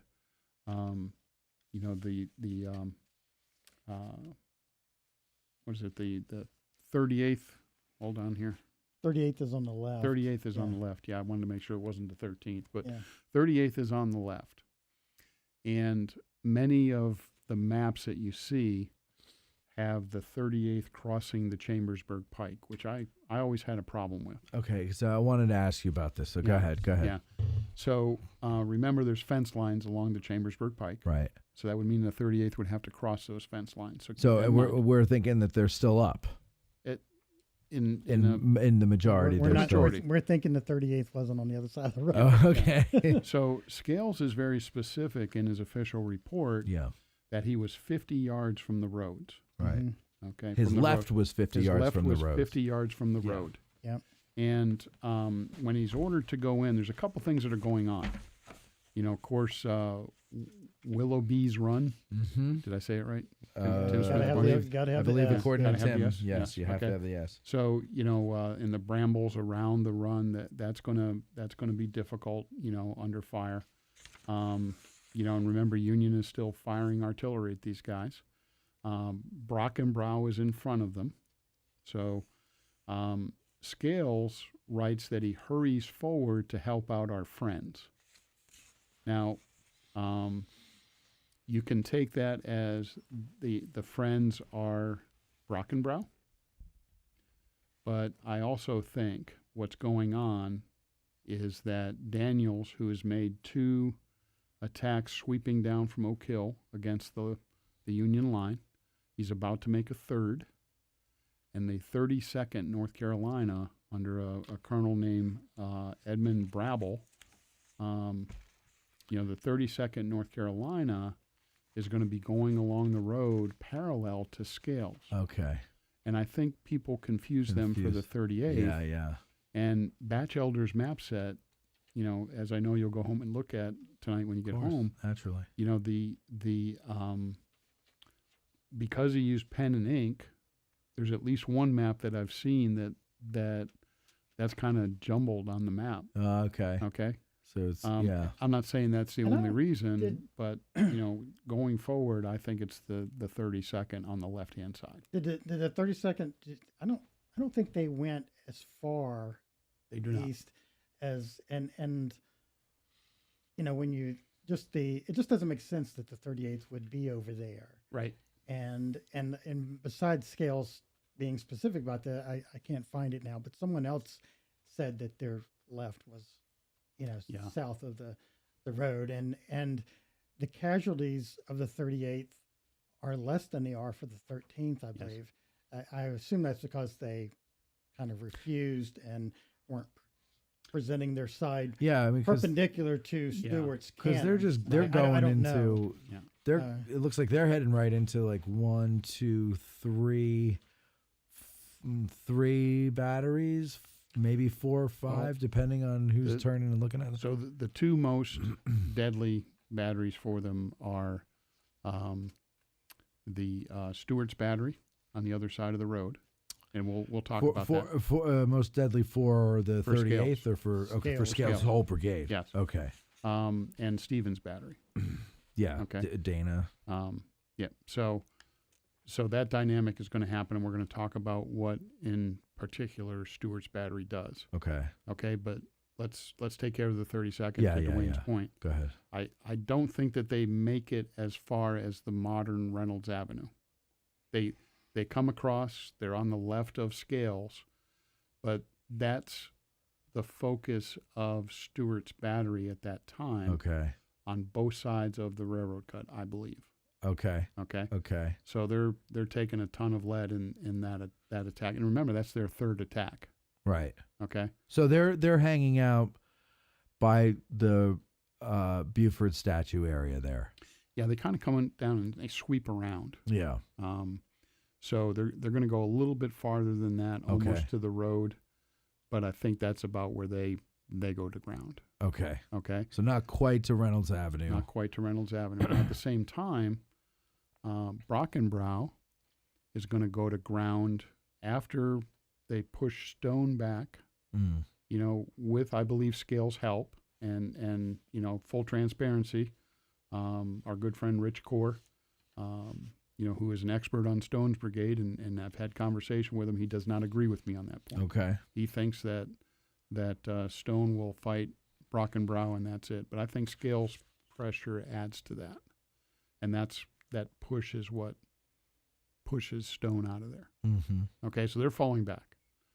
Brockenbrough will go to ground because supposedly, and I say supposedly because there's different accounts on it, they run out or low of or out of ammunition. Right. And it's Brockenbrough. So. Yeah. Broken ran. Well, not to disparage them, let's say that they've had some hard fighting, Sure. Now. But now why do you say, is there a controversy over that? Or if they have... I don't know if you call it a controversy. I think there's... And you never know. Like some people might say, well, they didn't go forward, because they were bad. Because they were bad. Unit, yeah. I don't know. But they're in that swale where the McPherson barn is. Right. It says here, Scales was told that Brockenbrough's men, quote, were without ammunition and would not advance further. With some disdain, Scales later wrote that I ordered my men to march over them. Yes. They did so. They did. Yes. I like that. Now, another dynamic that you have going on that we don't usually think about it as we look at maps and things, all the detailed maps that we have today of the minute-by-minute action. Everybody had a the Accurate watch. yeah, that's right. The 26 North Carolina. Right. There's several accounts where Scales talks about the guys from Pettigrew. The 26 North Carolina in particular, but Pettigrew's regiments will stand up and go forward with Pender's guys. You showed that on your Yeah. map, yeah. Yeah. So, there's enough accounts to make me think, that definitely happened. Because the boys got their dander up, Matt, Yes, and they went forward. Number 3, by the way. Jesus. No, I think that's number 4. Is it number 4? I think so. Oh, I think yeah. your last one was number 3. I'm losing count. Only because I think I remember you saying that was number 3. I don't remember. I think you're right. I think it is number 4. Yeah. Do we have a goal today? How many we're going to get to? It's your own personal goal. I know there was an account of a soldier in the 22nd North Carolina, AJ Dooley, where he says their left was on Herbst Woods. Yeah. The 16th would have been on their right, Mm-hmm. and then I think your map showed the 26th. Yeah, they would have been in the woods, and to the right with 11th North Carolina, who I also think went forward, with Pender's guys.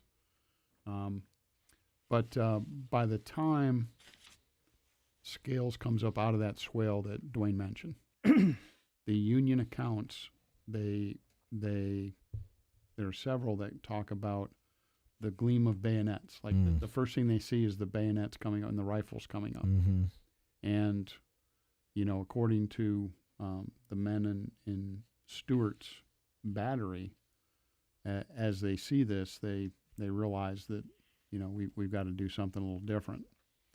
And so the left 3 guns, under a lieutenant named Davidson, he's going to turn the guns, and he's going to load canister, and he's going to fire the canister at the road and skip it. Yes. And, canister, as you well know, Matt, flies out in a circular pattern. I did not know that. I did not know that.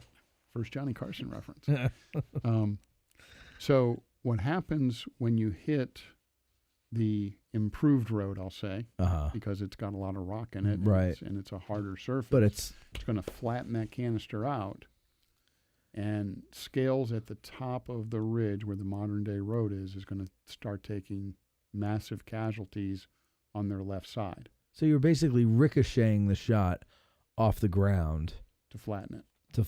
When you say flatten, you're flattening the spread, so you got not the actual balls. So right. It's the spread. It's not soft lead, or is it? It is soft lead. Well, I think sometimes it was lead, and sometimes it was iron. Right? Well, but I think he's balls. talking about the spread of just the spread, pattern. right? The pattern. There you go. That's the word I'm looking for. I forget my artillery math because I'm not studying for the guide exam this year. Right.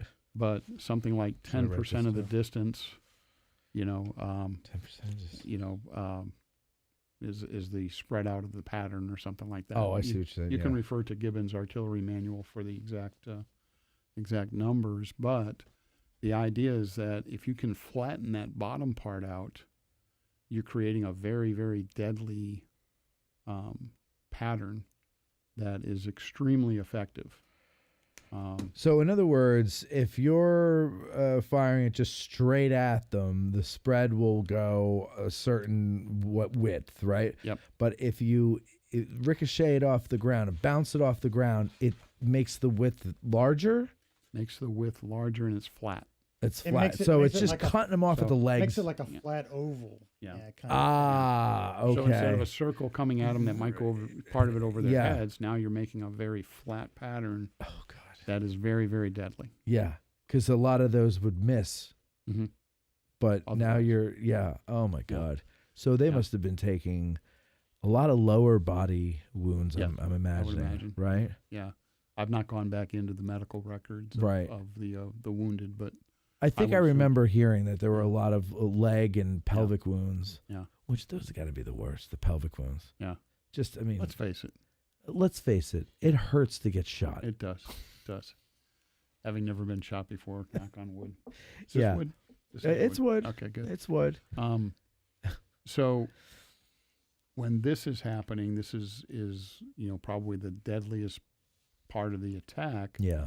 But remember the infantry that's fallen back. You got Stone's brigade. You got 6 Wisconsin in there. Right. Okay. You got Cutler. Elements of the Iron Brigade. You got elements of Cutler, but they're Biddle. eventually going to have to fall back off of the ridge. And they're behind a barricade. Right. I think Paul's men Paul's built men are, yeah. earlier Paul. in the day. Yeah. Yep. Right. So they're kind of just sitting there waiting for the Confederates to come across that field. It's not as big a field as Pickett's Charge between McPherson and Seminary Ridges. So it's not much of a wait, and they're probably within range as soon as they are visible on McPherson's Ridge of muskets. I think the bigger issue is to give enough time to the Union troops to fall back before the artillery can be used. Yeah, no, I'm Exactly. talking about when the Union troops are back already and they're waiting and ready to go. Yes. But you're right. So they got to get out of the way first before you start firing into the Confederates. Yes. So what happens when they start firing into? I mean, it's not just Scales that's out there. So you got Perrin as well, and if you take a look at the 14th South Carolina is the first regiment to Scales' right, and picture in your mind the walking trail along the seminary now that they put in about 10 years ago. Yeah. There was an old fence line that I think they kind of took it down, but there's some trees. They used to be able to tell where it was from those trees, exactly. and I don't know if they've cut those down. I think they thinned them out, but I think there's still enough there that you can see the old fence I noticed line it pattern. looking at your article today. I was like, oh yeah, I remember that. Where are you talking? So if you're standing at the seminary and you're looking out, do you remember where the old tennis courts used to be? Okay, where they've put the replicated barricade? Yes. Okay, if you look out there, you'll see a couple of trees kind of in a row that follows the old fence line. I They see. run east and west. Yeah. Exactly. I know where you're talking. Okay, that fence line is going to affect Perrin. Okay? And to the left of that fence line, by the time Scales goes over and starts to hit that part of the line, the 14th South Carolina has taken a bunch of lead as well. They will Cooper? take heavy casualties. And I don't think they've even fired a shot yet. Right? No, because Perrin has told his men, and Pender has told them not to fire until... So I wanted to ask you about that. I know specifically that was mentioned for Perrin, and Perrin enforced that. Was that also for Scales? Were they ordered to go in and not fire? I mean, I know they did when they got into the swale, but I don't... Yeah, I think it was because Pender is actually at least part of the time with Scales. Yeah. I haven't been able to figure out if he ends up riding over to Perrin or to Lane, but Scales ultimately will be wounded in this attack, and I think it's when he comes up off of that. So let's see, that would be East McPherson's Ridge. Yes. Okay, so they're getting canister now in the flank. They're getting canister in their front. Probably some of the shots from any infantry that's still there that hasn't collapsed yet.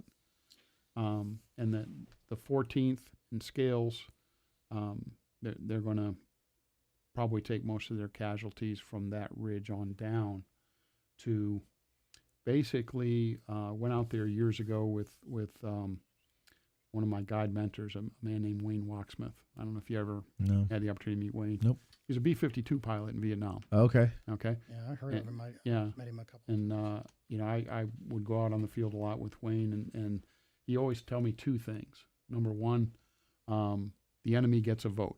No matter what plan, the enemy gets a vote. Yeah. Number two, and I always thought this was interesting for a B-52 pilot, he would say, Chris, the ground drives the battle. Mm-hmm. Okay, so you have to, that's what the benefit is to visiting the battlefield, is to see the ground, because it's nice and flat there on your map that you're looking at. Yeah, it's very hard to understand. Yeah. Because on a flat map with nothing, well, there's lines and things to indicate, hills and whatnot, but it's not jumping out at you, and it's easy to forget. So, you might not get you're like, well, how does that? Why would they? But then when you're there and you see it, and you're like, oh, they can't, see them coming until they're right there, and then it's too, whatever the case may be. Yeah. So Now, modern day, you have to, and I think the park has planted some trees there and across from the Thompson House. Yeah. So, the guns would be in and amongst the trees. But Scales will write that he makes it to about 75 yards from the ridge. And so I went out with Wayne one day. He had just gotten a laser finder. This is like, probably around 1999 or something. Okay. And, I told him I was kind of interested in this brigade, and, I was kind of trying to get a feel for the distances. And so he brings his trusty laser finder. He had a freaking laser in 1999. Freaking laser. That's a different movie reference. Movie, yes. So we measured it with the laser. Sharks with lasers on their heads. Sharks with freaking laser beams on their heads. That's the next step for the Crawford Pond, by the way. So if you look at Stevens Run that runs through there, when the rain is heavier, that's about the distance that Scales men make it. So they're pretty much driven to ground at that point. Okay. For the most part, I'm sure people were still shooting. And I went out there with a golf rangefinder. It's if Stevens Run is where it is now, is then I think it's around 100 yards. Or so. Yeah. Like that. But yeah, still pretty darn close. Yeah. So the 14th South Carolina is taking heavy casualties, and I think one of your questions was about Perrin's guys, and we can dig into it when we go over questions. But it's going to be Perrin's men, not the 14th, and not the 1st, but I think it's going to be the 12th and 13th that are able to essentially flank the Union men on the ridge there behind the barricade and collapse that line. Okay. And ultimately, they'll be running into the seminary building, into the old dorm. They're running in one side, Union guys are running out the other side. And that's where all that heavy fighting takes place. Right. Yeah, Pender sends those two regiments around there. Yeah. He recognizes that it's, and there was a opening there. Right. Right. There's enough of a gap that they're able to get in there, and that's ultimately what breaks the line. I guess it would have been right there around where that Singmaster house is. Yes, right. exactly. Yeah. So, the Scales is wounded. At some point, right? Yes. When is that? I mean, that's before Perrin goes around. I believe it's when he comes off the ridge. Off of East McPherson's. He sort of makes it. He sort of implies that it was down in. He talks about being 75 yards, away. Yeah. He kind of implies that it's down there, but. And what wound does he have? Is he wounded? Well, he's wounded in the leg, and try as I might. Another leg wound. Yeah, try as I might. I've never been able to see whether it was the same leg. Yeah, I don't know. Right leg. So we don't know this. Whether it was upper or lower. I looked through anything I could, his record, everything. I would have thought that it would have been, a medical record for him would have existed, but Maybe the audience, when we get to questions, maybe someone will call in and they'll know the answer. I wanted to, if I could, I wanted to add something about the Stewart's battery. I guess it would have been Davison's section on that side. I like these kind of cool details, and I was on a tour with Ralph Siegel, and he mentioned this. So, it involves Scales, so I was fascinated by it. But a member of the 143rd, Corporal Simon Hubler, he witnessed the battery, and this is his statement, one man would hold a piece of leather, the thumb stall, over the vent, while another man would ram home the charge. As soon as he would remove his thumb from the vent, the charge would explode. So they didn't even have to use because it was so hot. Yeah, and it was called hot firing, if I remember that correctly. He would just cover the vent, and as soon as they were ready, he would and as soon as he would take his thumb off, it would fire. So that was how No, thank you. rapidly and hot Davidson's guns were. I don't know. That's like nerve-wracking timing Well, you know, and there's- coordination that you and your buddies have to do there. There's a story about Davidson. Excuse me. This one chokes me up. So he's in charge of 3 guns. Where's my rim shot? and they're Napoleon, so he's just Yeah. firing away with Yeah. the. Yeah. Oh God. So, thank you. Davidson actually gets wounded in the ankle, and he's got a couple of his guys holding him up as he's given the orders to fire the guns, and Davidson's yelling, "Feed it to him, GD him, feed it to him." He's not real happy with those Confederates attacking. no, I'm Yeah. sure he's And not. he used swear words, Matt. And what do you think the swear words were back then? This comes up often, and I'm always curious to see what everybody thinks. You said GD. Mm-hmm. I once saw a documentary about the show Deadwood. I've talked about this on the show, so forgive me, audience, for repeating myself. But and they were talking about the cursing in the show, and the lady who was the expert said, "Well, they would have been profane, but it wouldn't have been the way they are in the show today. Those are our worst words." Yeah, I don't know if the F word was a word back then. No, it I don't know what was, I'm but allowed they to say didn't on use it. It was an abbreviation, I think. Well, there's all that. There's that, but I, it meant what it meant back then. It wasn't as useful a word as it is now. And then all the other fun ones were around then. The thing was, they weren't using it the way they did in the HBO show. But to say "goddamn" would have been, one of even if you were the That equals the F dregs word of today? Is society. that what you're... Well, it was I mean unless that's they what I'm just saying. had totally different swear words, because they talk about Humphreys being just brilliantly profane, Right. Actually, that was the and- last time we talked and- about it. Was on Jim's. and the German guy cussing in German. Mhm. But my That point doesn't is though count, does it? that no, it doesn't. German foreign languages don't count as cussing. But my point is that the profanity of the day is tame compared to what I remember a time when you couldn't say bitch on television.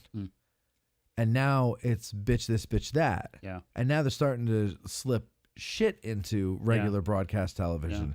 So, things. You're seeing it on billboards too, creatively. Yes, and Sheets kind of plays with it with their "Why the Sheets Not?" or it'll make you sheets your pants. That's Taco Bell. Thank you. Thank you. I'm not sure if they're going to withdraw their sponsorship. They probably won't. They love that we talk about them. So No, all right. So please, can we get back to? Well, when the final press happens and Perrin and Pender end up at the square, and they'll raise the South Carolina flag there, and they've driven the Union Army off of the ridge. Tell that about them getting to the square and raising the South Carolina flag. Well, they got to the square and they raised the South Carolina. Pender, Isn't that amazing, made him, folks? Pender made him turn around and leave. Now, I don't think Scales Brigade, if I understood right, No. they didn't go down there. He was. Well, I've read some elements went down there, but I agree with you. I don't think if there were some I element, think it wasn't. Scales hightailed it to a hospital. I guess. Yeah, he would have. Well, I don't know about hightailing it. Limped back a little bit. No, he apparently stayed while he was wounded, rallying the men along with Pender. But so he has this wound in his leg and is obviously going to receive medical attention. Who takes over for him? So Lawrence. A man named William Lawrence or Lawrence. Don't call me Lawrence. Lawrence. I'm not Is it doing Lawrence. Lowrance or Lawrence? Lawrence? I always pronounce it Lawrence. Where's he from? He's from North Carolina. Yeah. Yeah. And I No, think it's in the just mountains. Lawrence. Yeah, it's L-O-W. Yeah. So Lawrence, but there's only 2 field officers that do not get wounded in this fight. Okay. So So it's a big mess. Yeah, Lawrence is one, and G.T. Gordon, who's the 34th North Carolinian. So, and you know, for those of you listening at home, not the patrons that listening now, but listening later, the masses. Yeah, I know we were kind of going on tangents and joking around a bit and everything here, but this is really like they really kind of get it handed to them. I mean, they're just kind of like almost like fish in a barrel in a way. Well, you know, it's interesting. I was curious when Harry Fonz wrote his first day book. Yeah, how he was going to treat this, and he mentions an event that happens after the battle, and that is that Abner Perrin, the commander of the South Carolinians, he writes a scathing letter to, I believe it's to the governor of South Carolina. Millage Bonham, because I guess he had been his previous commander or something like that. Yeah. And I don't know why I remember that. Yeah, well, that's but you do. Useless trivia, right? And the letter criticizes Lane's brigade for not moving forward with Perrin. Of course, they got their own problems that we'll deal with another day. Right. And Scales Brigade for not going forward. Oh, really? I don't think he knew what was going on. I don't think he did because his own 14th South Carolina, was because apparently Scales Brigade was very, still maintained incredible discipline going down into that swale. Yeah. Like I've wanted to dub that Scales Field there. Yeah. Well, maybe we can get that started, but to finish my thought there, Fonz essentially writes, and I don't have the quote handy, but he essentially writes that Perrin owed Scales, a note of gratitude rather than censure, for taking all the rounds. Eating all the lead. Yeah. Oh my God. So here, this is from I almost said Gilbert Gottfried, Brad Gottfried's brigades at Gettysburg. Every field officer except one was killed or wounded, including Scales. Every unit experienced heavy losses. According to Adjutant Nathaniel Smith, his 13th North Carolina lost 150 of the 180 that entered the battle. Yeah. A careful analysis by Busey and Martin found that the regiment's battlefield losses were somewhat less, totaling only 77%, the sixth highest for any Confederate regiment at Gettysburg. One casualty was the surgeon of the 16th North Carolina who, in his excitement, rode forward with the line of battle. The historian of the regiment later wrote that, quote, "Our surgeon was shot in the head and ought to have been killed for being there and not for attending to his duty." Yeah, seriously. Like, you're lucky. You get to stay in the back. Yeah. I mean, you got to deal with all the horror, but... So the battered remains of the brigade rallied in the rear before advancing to a fence about 200 yards from the Seminary Ridge. They opened fire on the Union position. Okay, so we already talked about that there. But so, I mean, they're taking terrible casualties. And then... I forgot a really cool story. What? Before they go in, they're in front of the artillery. Yeah. I think it was George Mills wrote that... during that back and forth where the guys are getting wounded from their own guns and the Union guns, one, I think it was a lieutenant, gets hit by a piece of shrapnel and he jumps up and he's running to the rear yelling, "I'm dead, I'm dead." Yeah. And, one of the commanders says, to a couple stretcher bearers, "Go get that dead man if you can catch him." That was Lawrence. Oh, was it? That said that? And I looked up, and the guy did have a cracked skull. He had a more serious wound than Lawrence. Oh, wait, they ruined good comedy. Yeah, come on. Well, did he die, McNair? No, he lived. He did? His head hurt. His head hurt. Got a headache today. All right, now the Gettysburg isn't over for Scales' brigade. No, and to your point in saying it that way, one of the hardest things to do to write about this brigade is where to put the apostrophe. Where they put the apostrophe, yeah. Just no S. It's just no S. You just put the apostrophe there. Yeah. Well, That's that what took I've me a been little doing. while to figure out. They used the old method on all the signs. You'll see Scales. Yeah, I don't like that. I prefer the Just the S is enough. There was a Or the cool story apostrophe. about the color bearer of the 13th North Carolina. He was hit by presumably canister or something. It almost completely severed one of his arms, and he was holding the flag in that arm, and supposedly he took it with his other hand and yelled forward.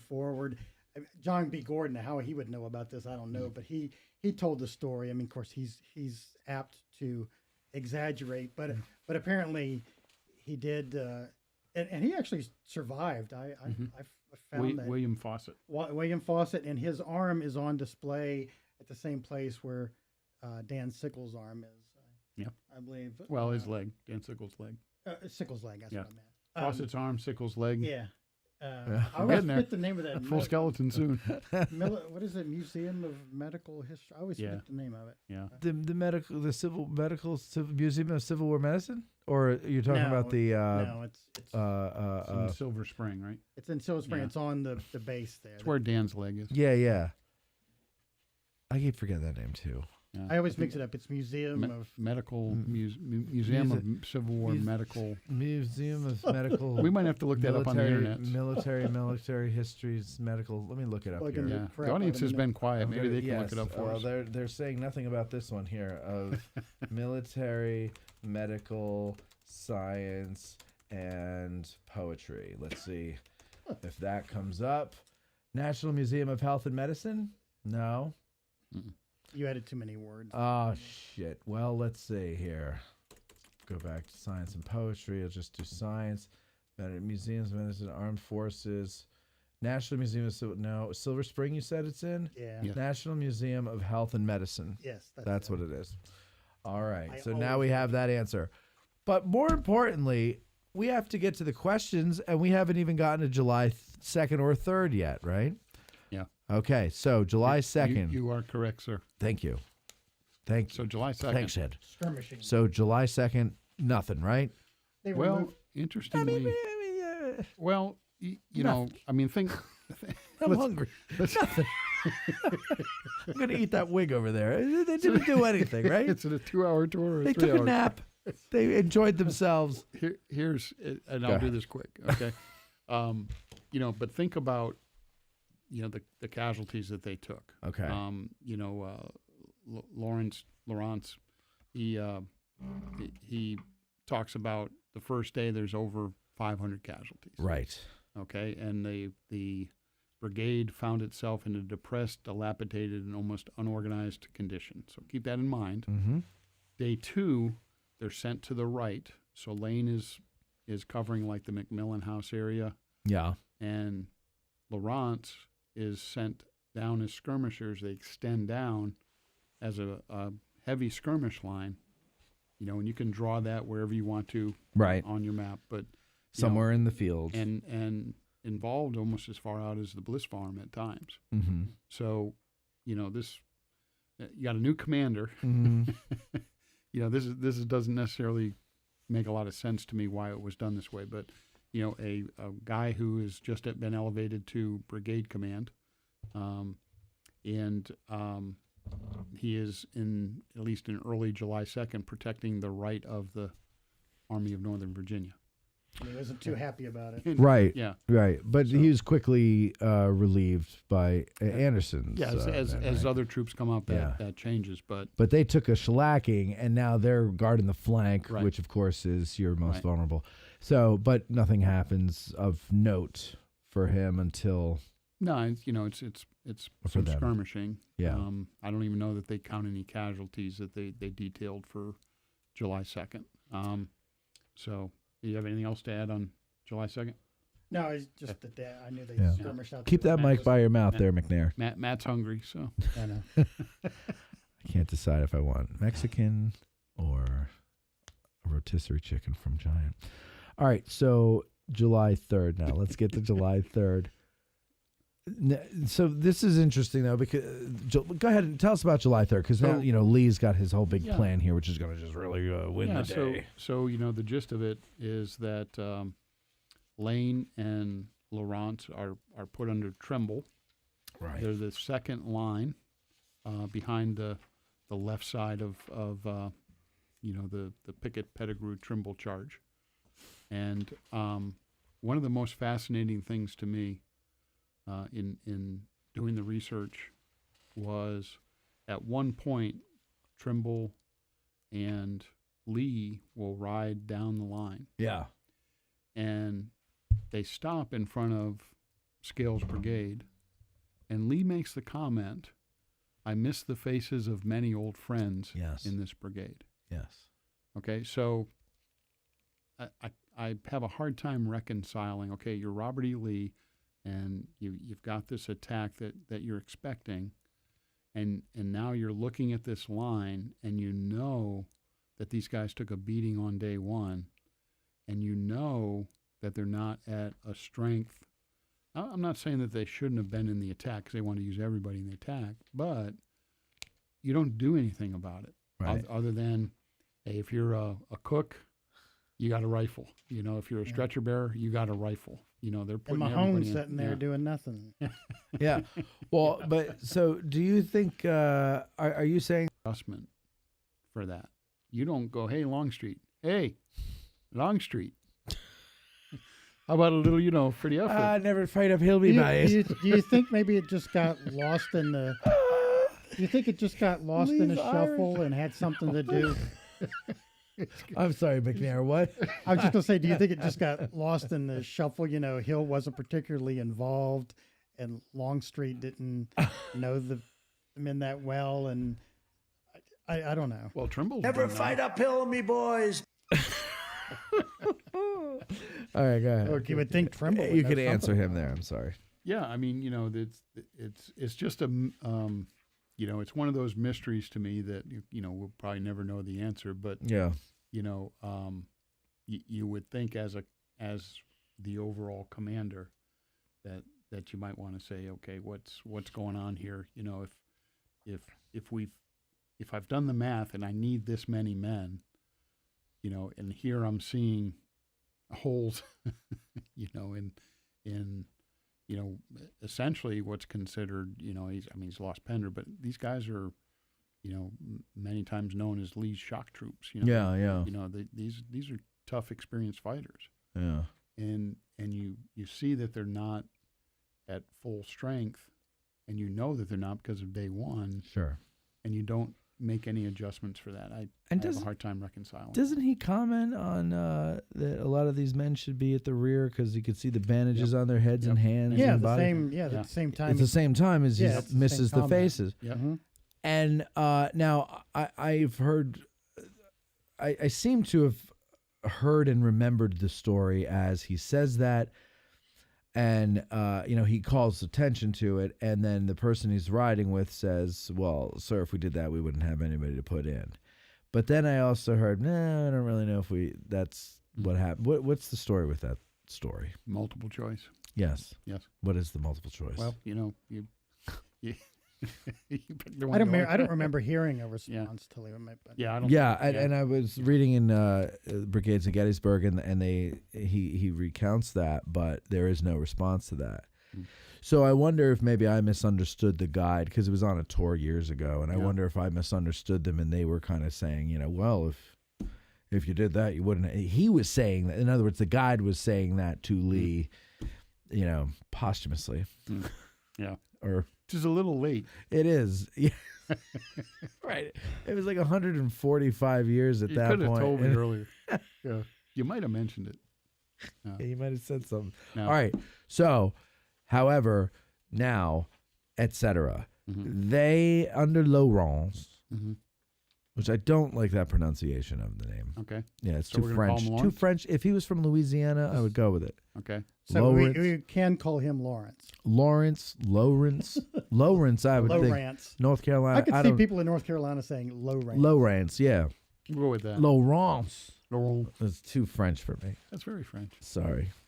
So anyway, my point is, they're not going in the first wave, right? That's not Correct. where are they? What's the plan for them? They're in the second line. So they're So the first line cleanup. is supposed to make the breakthrough. Second line exploits it. Yeah. So No, but in the first line, I'm sorry, who's in the first line ahead of them? It was Pickett's men. Or Pettigrew. Pettigrew. No, right? Pettigrew's man. So they're first day guys too. They're not Yes. fresh, Yes. right? The only guys Yeah, that are fresh in Pettigrew this, had a much bigger brigade, though, but yeah. right? But but they're down to 500 men though. That brigade, or I'm sorry, I'm thinking of the 26th North Carolina. Never mind, scratch that, reverse it. So but Pickett's division is the only fresh division in this charge for the people who are new to this battle. Yes. That's why I'm bringing that up. So you have Davis, Marshall, and Fry. And Fry is the brigade of direction.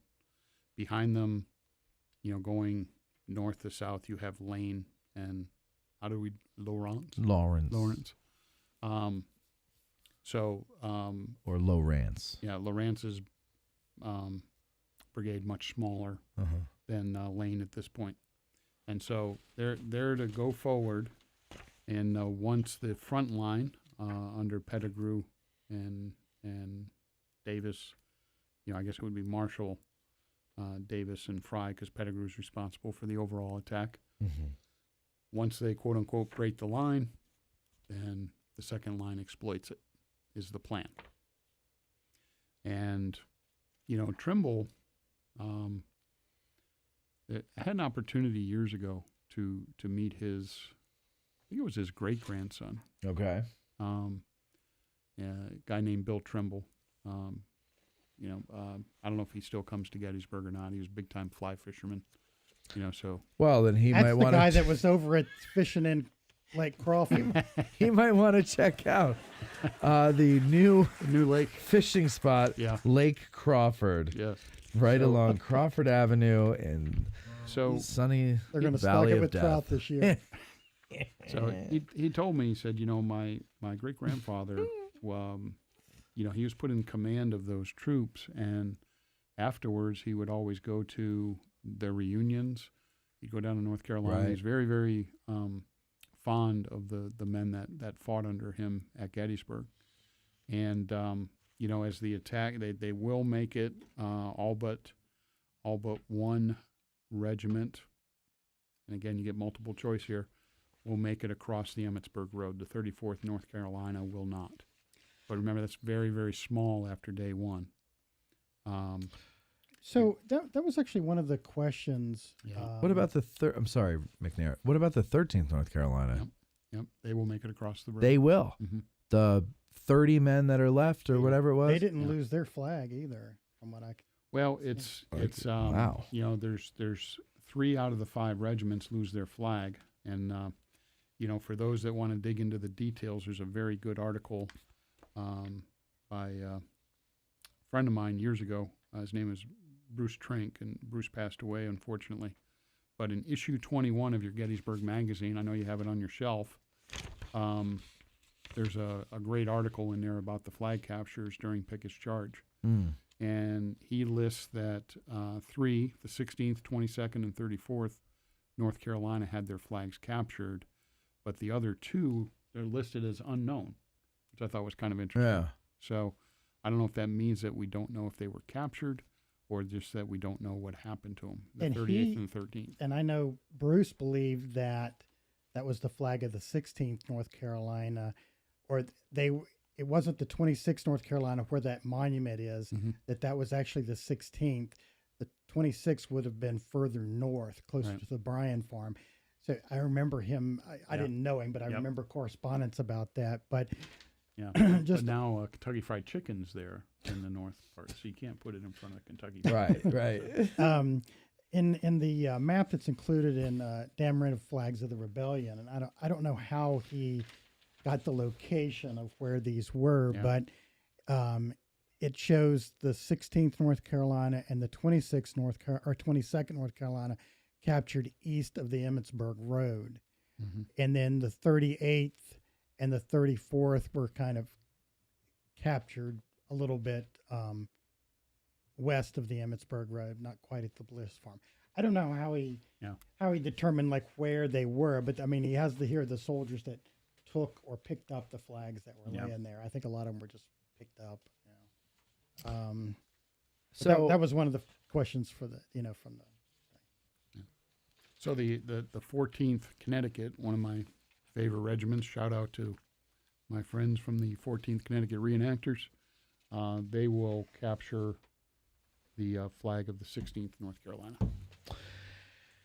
So that is. What did you say it was? Oh wait, of the 16th. Looks like they. Yeah. Looks like they also captured the 4th Virginia. They were busy. Yeah. Good old nutmeggers. So Laurens, they get across. Do they? So they some of their men do make it across the Emmitsburg Road. They make it across the Emmitsburg Road, and Or the majority did. Trimble has a quote where he says to his adjutant, Charlie, I think it's time to get these fine fellows out of this. Mm-hmm. It kind of sounded like he stayed there around the road, which is where he was wounded there. Yeah. He even remembered that it was under an elm tree. I just found that amazing that Trimble would remember that. Yeah. Not and a in maple. Troiani's photo, the Emmitsburg Road, his painting, he's under an elm tree. You can tell from the leaves. Yeah. So the casualties the 52% casualties, do you think most of them were sustained on the first day? Mm-hmm. Yeah. I do. Okay. Man, I'm telling you, what a futile feeling that must have been to be, to go through the first day's fight like Scales Brigade did, and then be like, oh yeah, by the way, you're the second line going across that field to take that ridge. Mm-hmm. And then to for Virginia to get all the glory, afterwards, and that was a lot of what, Scales wrote to Batchelder about that. He wasn't in the attack on the 3rd, but he, was basically defending his brigade, and actually I was just going to mention this anecdote. I couldn't find the newspaper article that I saw it in, but I'd like to know where Scales was hospitalized. I'm probably the only person on the planet that wants to know that. But I found a newspaper article that said that they could see Pickett's men going by and that they were cheering them. This would have been out on the Chambersburg Road, I guess, as they were entering Gettysburg. And he mentions that. And I wondered whether he was maybe at the hospital at Michael Christ farm, which I think did have some Scales burials there. But I mentioned that to someone else, another guide, and they said, no, that was too close. He probably would have been out at the Lore farm. I don't know why that would be, but I mean, that was where was the Lore farm? I've never heard of that one. That's further out, just on the other side of Marsh Creek, right? Oh, okay, so way out there. It used to be some of it existing there. I don't know if any of that barn is still there, but it was a hospital out there. I mean, and you can't find any record to indicate where he was for you? No, I looked. I was. And it's just a curiosity, or why?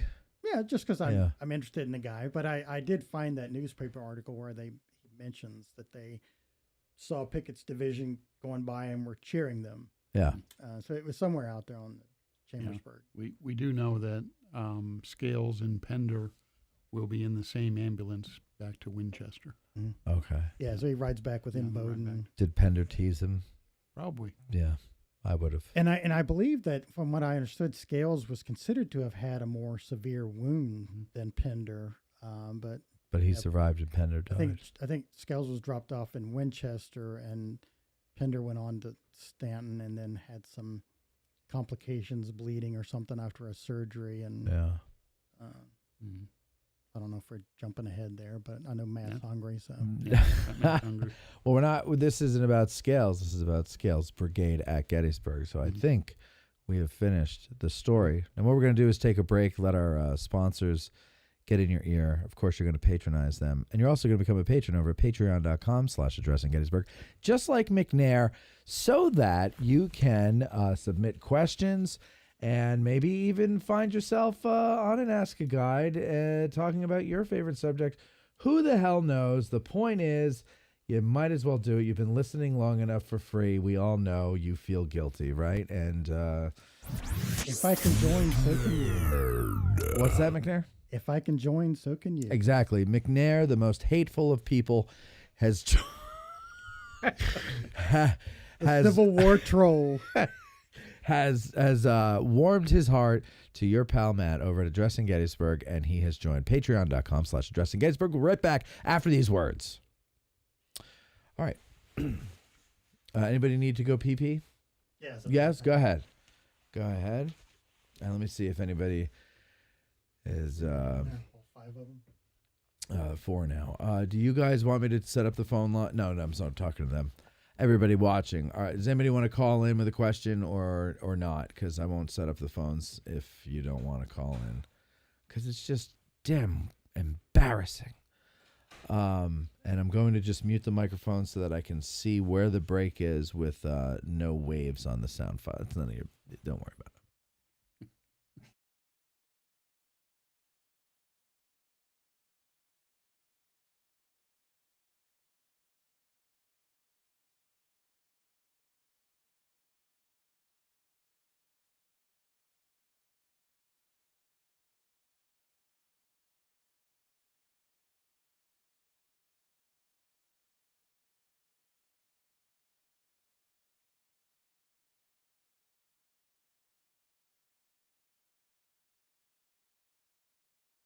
Me, oh my, and there's something else. All right, nobody's answering, so I'm not going to turn the phones on. That's how it goes. And that's how it goes. Hey, yo. Oh, God. Did you have a good summer? Did you have a lot of tours and whatnot? And it's been busy. Good for you. Busy. Good for you. Yeah, that's good. Good. We're looking forward to the fall. Yeah. Normally I do, but it hasn't really been that oppressively hot of a summer where the change in the weather is a relief. And so far it's been, and I have to move, and so far it's just been nothing but rainy and wet. Can you offer your Patreon listeners a discount if they help you move on moving day? Yeah, I'll give you a month for free if you help on moving day, if you can find me. Sounds like a good idea. Yeah. We're paying a mover. Yeah. Yeah. I mean, I'm going to still take a lot of stuff with me and make my friend Colby let me borrow his pickup, because he's got to pull his weight in my life by letting me use his pickup. Mm-hmm. So... Friendship's not free. No. Of course it isn't. All right, McNair, you ready? Sure. All right, McNair's back. Don't forget, McNair, right up to that microphone. If you're going to sit back and relax, that's okay. Just pull the microphone to you. Is Mr. Lentz on? Do we have 6 questions? He's in there. I don't know if he left or not, but he was in there. Yeah, he was commenting. I think they're all sleeping now. Okay. Okay, here we go. It's comforting. Thank you. All right. All right, we'll come back now from our break. 3, 2. Thank you, Mr. Elliott. And now we are going to get to our questions from our patrons. Of course, I told you at the end of the last segment, it's at patreon.com/Addressing Gettysburg, where you can purchase the ability to ask questions to our guides on these licensed battlefield guides. In fact, our first question is from a new patron, Charles Lawrence. I don't know how to pronounce that. I hope I don't mangle it there, Charles, but welcome. Thank you very much for your patronage. And you say, why would the brigade on July 1st attempt to stand against masked canister on Seminary Ridge? Were they poorly led? No pickets? And then, knowing how devastated the brigade was with many officer enlisted casualties, how could they be called upon as an effective force on July 3rd? These are great questions. We kind of touched on that last question there, but the first question, though, go into the answer. Go ahead. What's your answer to that? You got to remember, this is the evolution of Hill's Light Division. So these are very, very experienced men. And, in the battles that they had been in, had proven themselves. Yeah. Yeah. So this is a good point. These guys are from Hill's Light Division. This isn't their first rodeo, right? You and I would be back at Hair Tavern saying, "Can you open up the tavern?" Yeah. See these stripes? It means I'm a tester. I got to test the wine here at the tavern. That's right. But I think that is they're well trained, well disciplined, very experienced, with good leaders. Okay. All the makings of a very good brigade. But it's not, I guess, because the way he asked the question here, and I just want to make sure he's in the right mindset. Like, he says, why would the brigade on July 1st attempt to stand against mass canister on Seminary Ridge? They were sweeping the field. They were cleaning up the mess that other Confederate brigades had made, right? Like, in other words, the Union was in retreat, and they're pressing the advantage. And in addition, the Union had been firing already at Pettigrew's guys, right? On Heath's guys. So there's that. That's a big part of it. But these guys are well trained, and if you fast forward to day 2, think about McGilvery's line along the Wheatfield Road. That's massed. But infantry against artillery, infantry is going to win. Right. Eventually. They're going to take, as you can see, heavy casualties. Yeah. But the idea, and I think Dwayne touched on it earlier, is they're told not to fire until you get up there. Because then you become cannon fodder. Right. Yeah. You got to get in there as quick as you can. And I think that's what they were known for. I've heard criticism that he didn't send out skirmishers and all that, but my understanding is that that's what Pender wanted, and I think it was all supposed to go the way it went for Perrin. Right. It's just that Scales got there, and it's like, oh shit, there's all these cannons that are.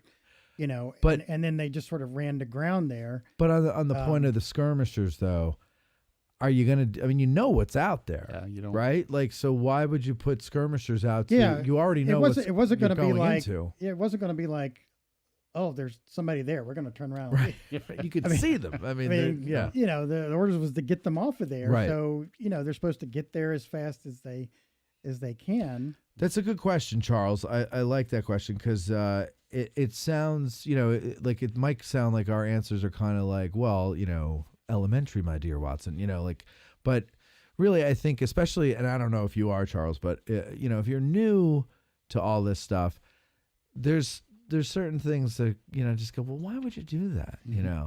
And every once in a while, like I still ask that. I don't know if you do now that you're a guide extraordinaire, but you find you're like, why the hell would you do that? But then you find that there's a very logical reason, and it's nothing's happening in a vacuum, right? It's all part of this larger. This was a story.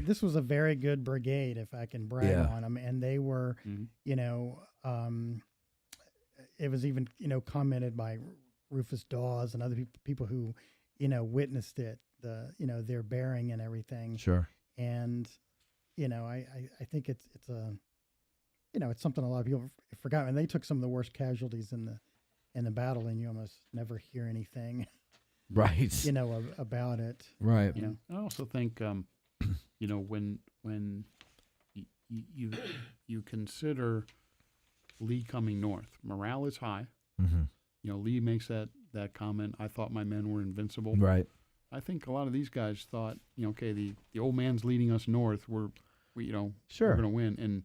And here, first day, you're hitting the Union line hard. You're collapsing the line, and I always tell people on my tours, Robert E. Lee's probably feeling pretty good. He's got the Union Army on the run. Sure. That's what usually wins him the battles. Right. And he's looking for a solid win on northern soil. Well, and they're dislodging the Union Army from that Seminary Ridge. another huge factor that we can't forget. Lee has been winning the war for a year. Mm-hmm. So have his men. Mm-hmm. Yes, right? Right. They're the ones that are doing it. They're winning it for him. Yep. And what's happening on July 1st is something they've seen before. Mm-hmm. They've seen this movie and they know how it ends. Or so they think. They don't realize that this movie is directed by M. Night Shyamalan. And there's always a twist. and there's a surprise ending. You saw a different movie than I've seen. All right. Is this the hunger coming through? It is. I'm getting slap happy here. John Brogan says, on July 3rd, the 34th North Carolina participated in Pickett's charge. Did any of this regiment make it past the Emmitsburg Road? Any of that regiment? I'd heard the 16th North Carolina may have made it to the angle. Any accuracy to that? And how many men were able to make the charge after the heavy casualties on July 1st at the seminary? So, well, let's start with that last question first. When they are put in Pickett's charge, about how many do you think they're down to? They're probably somewhere between 700 and 800. Okay. Yeah. Now I say that, but as you referenced earlier, there's guys with bandages on. Yeah. Right. If, Walking wounded. You can walk and shoot, then you were probably put in. Yeah. And who knows if you were counted as a casualty on the and first who knows day. if you made it very far. Right. Yeah. I mean, it's a hot day. If you're wounded. Yeah. Yeah. I mean, that could take, might pass out. Might be not your fault. You just pass out. All right. So how about 34th North Carolina? Any part of them make it past the Emmitsburg Road? Maybe. Like a head? Well, the 34th, it seems, by a couple of the maps, seem to be flanked by the 8th Ohio. Okay. Along with Brockenbrough and whatnot. It's hard to know. I would say probably parts of them did, but maybe we say it this way. They did not make it across the road as an organized unit. Okay. Okay.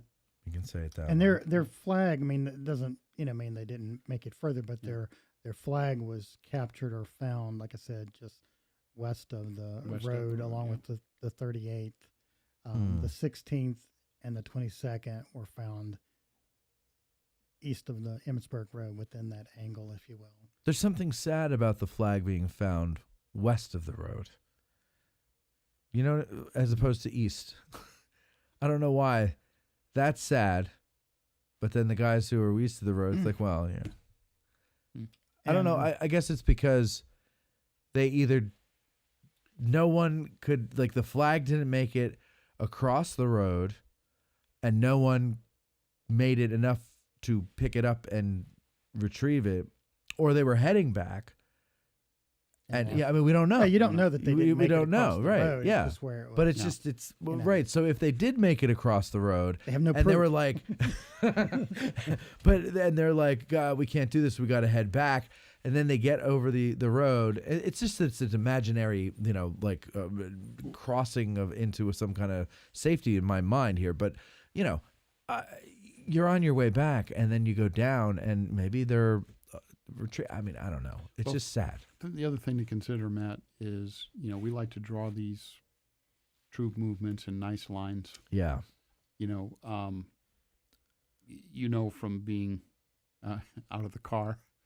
That you march across the You field. can't, There's people that even if you try to keep it in a straight line. We did that once, and no one could get more than 5 paces without the line falling apart. I think I read where the Confederate lines were known to be kind of ragged. Yeah. Well, I remember a while ago. I don't remember what it was, but something with Scott Hartwig. I can't remember if I saw him on TV or if this was in person. I've had so many encounters with Scott now that I can't keep them all straight. But he was saying that he didn't think that when they're going across in Pickett's charge that they're in these perfect lines like in the movie. You know, go ahead. I don't think so. Yeah. I think they start off that way Sure. because there's there's that fifth reference to the movie where he talks about how straight the line is, but there's also some Union comments that they never saw a Confederate battle line so straight. Right. So at least they start off that way. Yeah. But various reasons, and you can't discount like the 8th Ohio or even like the 39th New York. Some of those guys hitting the flanks. That's going to change the line. I think somebody from the 8th Ohio was the ones that witnessed it, and it was just like a cloud of smoke there, and they could see that's heads where rolling the around, heads and knapsacks and legs flying arms, through the air. Yeah, that it just turned into this big mess. Mess of smoke. But that's the thing is, it has to fall apart at some point. I mean, I would imagine the first shell that blows in through the line, okay, maybe you can redress the lines, but the closer you get to that wall, the more the guns are able to see you. You can't keep that cohesion together, and you just got to get to the goddamn wall as quickly as you can, because otherwise you're going to just be left in the middle of the field there. You're not going to make it. You're losing leaders, so command and control breaks down. Oh my God! Yeah, right. So you had to be a mob. And I think there's even accounts that talking about the flags getting closer and closer together, and they're a lot of these flags, the North Carolina flags, are actually in the North Carolina Museum of History. Oh yeah. They had them on display years ago, but I requested to go in and see the flag of the 22nd North Carolina, so that was kind of cool. They took me back there, and it's behind glass. Yeah, and it's kind of like in a frame, but it was cool. Well, how about that last question there? The 16th may have made it to the angle. Is there any accuracy to that? As Dwayne mentioned, Bruce's article in Gettysburg Magazine 21. No, wait, that's a different article. I forget, but Bruce wrote another article that suggests that where the modern day 26 North Carolina monument is in front of Arnold's Battery, that should be the more appropriate location for the 16th North Carolina, and the 26th is farther north. It would have been closer to the. Makes a pretty compelling argument, I think. And that's kind of what they show on this map here. The 26th is way up here by the Bryan Barn. Yeah. The 16th is down here. We're closer to where the 26th monument is. Yeah. Interesting. Yeah. So Scales getting screwed again. So is that freaking Virginians?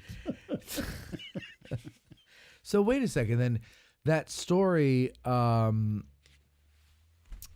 Come over to this side of the Lord. Mm-hmm. Wasn't that a guy from the 12th New Jersey? I don't remember that. Who was the Yankee I guy? all the time, but I don't.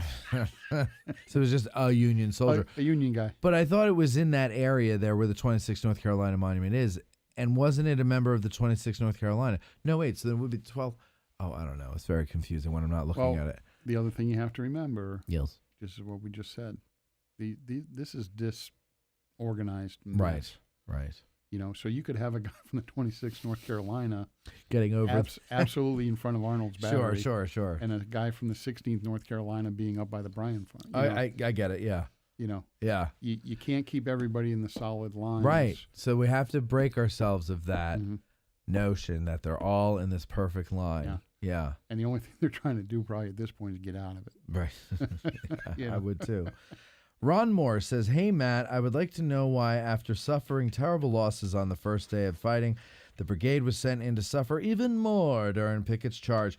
Was Robert E. Lee not aware of the condition of the brigade?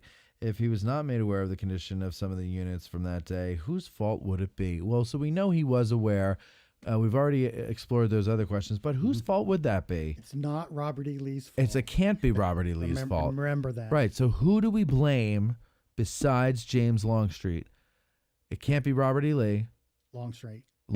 Okay. We haven't really gone after A.P. Hill today. Oh, maybe we could do that. Yeah.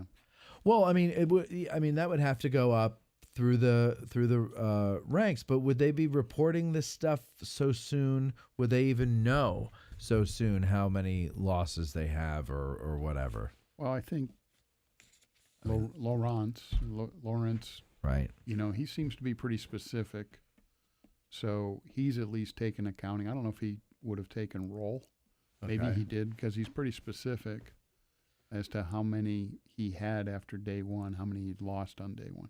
But Lawrence has a new job here. It's like, I mean, there's a lot that he's got to do. And he's got to fill out the paperwork. And he's got to do the paperwork. Who wants to do that?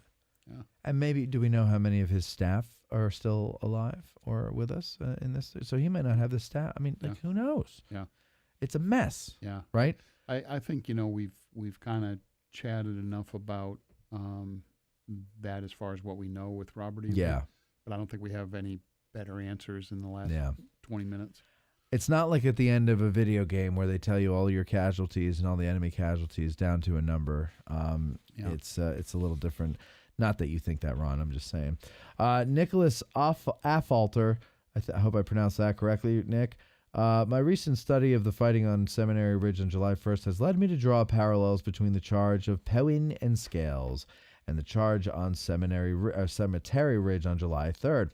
As Porter Alexander said of Gaines's Mill 1 year before, the Army of Northern Virginia had, quote, no margin to spare over the size of the task, end quote. Scales' 1,400 men would be reduced to 500 in consequence of its advance, including all but 2 of its field officers.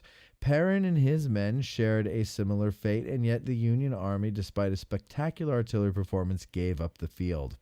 Lee, I assume, was present on the field of the was present on this part of the field during the action. I prefer to think of it as this. I was doing so well, and Nick, you wrote this well enough. I wasn't stumbling over your words. I was stumbling over my hunger pangs.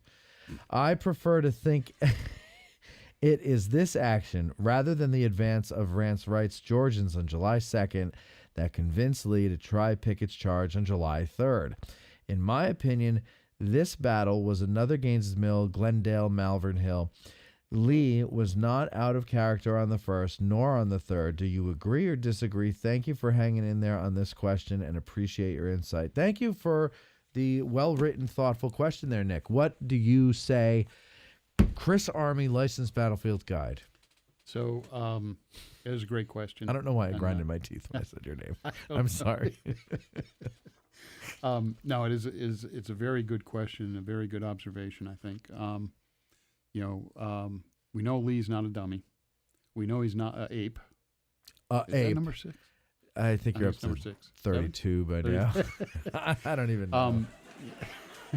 The audience loves it, though. He's a non-human primate. I think that there's 2 things that come into play with comparing these 2 actions. Okay. Number 1, Lee is able to break the line on day 1. Good solid position of the Union infantry and artillery. He does the math, point number 2, and he believes when he's planning, the napkin plan of Pickett's charge, that he has a 3-to-1, ratio, which is what you need for a frontal assault. And he has no reason to believe that it's not going to succeed, because they just did something very similar on day 1, 2 days ago. Yeah. So I've often thought that it's the success of day 1 in breaking that part of the line that convinces Lee that it can be done. But to draw a parallel between the Seminary Ridge charge and Cemetery Ridge charge, there's some pretty glaring differences to me that I don't see. I mean, no, I don't know. Yeah, I mean, everything came together with, Rhodes's division and Pinner's division all came together. They all worked to run them through that gauntlet. But more importantly, even though the Union troops were behind fortifications or works or whatever you want to call it, and there were a good number of batteries on Seminary Ridge, they were beaten. Like they were really roughed up. Mm-hmm. So it was easier if you could send a couple of fresh waves through. It's easier, even though they're going to take damage, to displace them. And they were or dislodge them. They were flanked from the north already. Right. And then they're being flanked also from the south. Right. And so, but you don't have that on July 3rd. Also, you've got much larger force with better lines than you that you're fighting. And you have a mile of open ground and only one fresh division. So I can't imagine that Lee would go, oh, this is just like the seminary the other day. I think it would be more likely. Man, you know what this reminds me of? The seminary. James. I think he probably said this this reminds me of Rand's Right. That's what I think. Yeah. Jimmy. Yeah, and I'm not making fun of you, Nick. I'm just saying, like, I see, like, in hindsight, it's kind of, a charge against a ridge that has some works and some artillery and some infantry waiting, and we're in an open field. But there's a million examples of that in the Civil War. And Pickett's charge wasn't the original plan anyway. Right. But remember, yes, Robert E. Lee's not a dummy. No, and he makes no mistakes. He will take 140 pieces of artillery to soften up that position. Yeah. Now, does that go as planned? No. No. But, he's taking things into consideration that he needs to do, and I mean, ultimately it doesn't happen. But I think,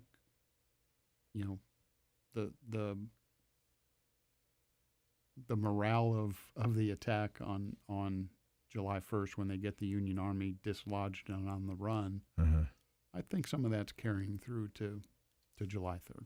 Sure. I mean, it was obviously a complete route that first day. Yeah. I mean, there was a huge number of men captured down there in the area of the Pizza Hut, and Montezuma. Right. They were. Well, they wanted to stop and get something to eat. Yeah, I know. Yeah. Unlike Matt, who hasn't had anything to eat. Right. I feel like I'm in Andersonville now and looking for an ant or something. I look at. I wish. Didn't we used to have snacks in the old studio? I mean, yeah, Eric's wife used to make cookies. Remember that? Yeah. Yeah. Yeah. Maybe we need a new producer with a wife who makes cookies. Those were good times. And you're out of water. Those are good We're times. all dying. Charles Fuller says, curious to know how far Scales' brigade marched day one. What was their fatigue level, and did they get a chance to rest at all before going into action? He kind of covered that. Yeah, I don't think they were fatigued. I don't think they were fatigued. I think it's 10 miles. These guys, they had a leisurely afternoon or morning stroll, and they were eating well, right? Finally, Stephen Lunsford says, it seems that Scales Brigade, along with the entirety of Pender's division, are largely overlooked in history and memory of Gettysburg, which I assume is due in large part to Pender's mortal wound himself and the extreme casualties suffered in such a short amount of time in their assault on Seminary Ridge, July 1st. The 13th North Carolina alone has an insane amount of casualties. I feel like the 26th North Carolina is a household name, and rightfully so from their great loss, but many other North Carolina regiments suffered severely and are not always remembered. Do you feel these units/actions are overlooked, and do you have any recommended reading materials to learn more about these Tar Heels and the impact of the losses post-Gettysburg? I will plug Chris's Blue and Gray article from 2005. He does a fine article in there. And there's also, was it Scott Hardwick's article that, I forget what the name of that. He wrote, it was on Pender. Was it a seminar? It was one of those seminar ones. On the first day. I don't have it with me. Yeah. Definitely a good article. And he even talks about how, with the unbelievable courage and just how good the brigade was considered it was cannon fodder. Yeah. But How long did Scales go on? And by the way, the other thing I would recommend is whenever he finishes them, Stephen Lunsford, the guy who asked that question, he did the those Corps books about the Union Corps there, and he's working on the Army of Northern Virginia now, and they're very handy to have in your go bag when you go out on the field, because you can. It's a quick reference for everything you wanted about each corps, and they're very good. So, Stephen, that Order of Battle book. yeah, the Order of Battle. Thank you. What did I call it? The Corps book. Yeah, I don't know. I'm sorry. I can't look at things more than My blood sugar's running low. So a couple of other resources. If you're interested in the day 3 stuff, the Bruce Trank articles, and of course Wayne Mott's and Jim Hessler's book, on Pickett's Charge is good for all that action. There is a book called A Colonel at Gettysburg in Spotsylvania about Colonel Brown of the 14th South Carolina, the South Carolina regiment that took a lot of casualties.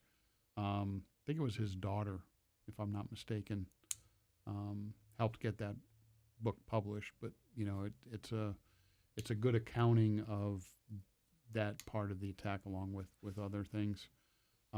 There is a surgeon, I think he's a surgeon named Caldwell,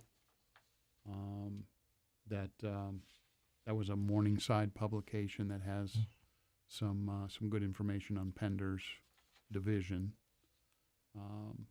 So those are kind of the what I was able to draw from. Plus, Scales did write a couple of letters to John Batchelder, trying to get some things clarified.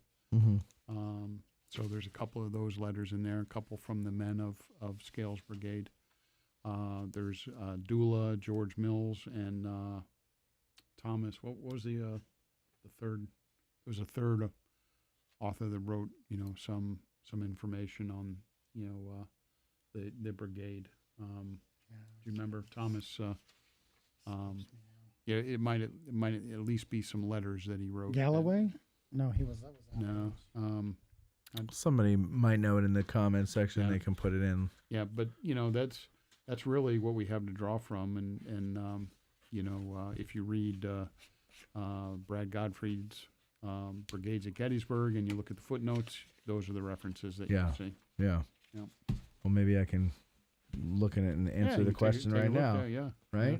So we're looking at Scales Brigade, right? And we're going to look and see what footnotes. Oh, it's all at the end here. Oh, yeah. Bunch of people. You'll have to look it up. There's a lot to go through there, folks. If he was not as hungry. I might do it if I cared. No, I care, but I'm starving. So listen, book The Cry is War, War by Lieutenant 30 in the 34th is a great resource. That's what John B. says. That's not answering your question.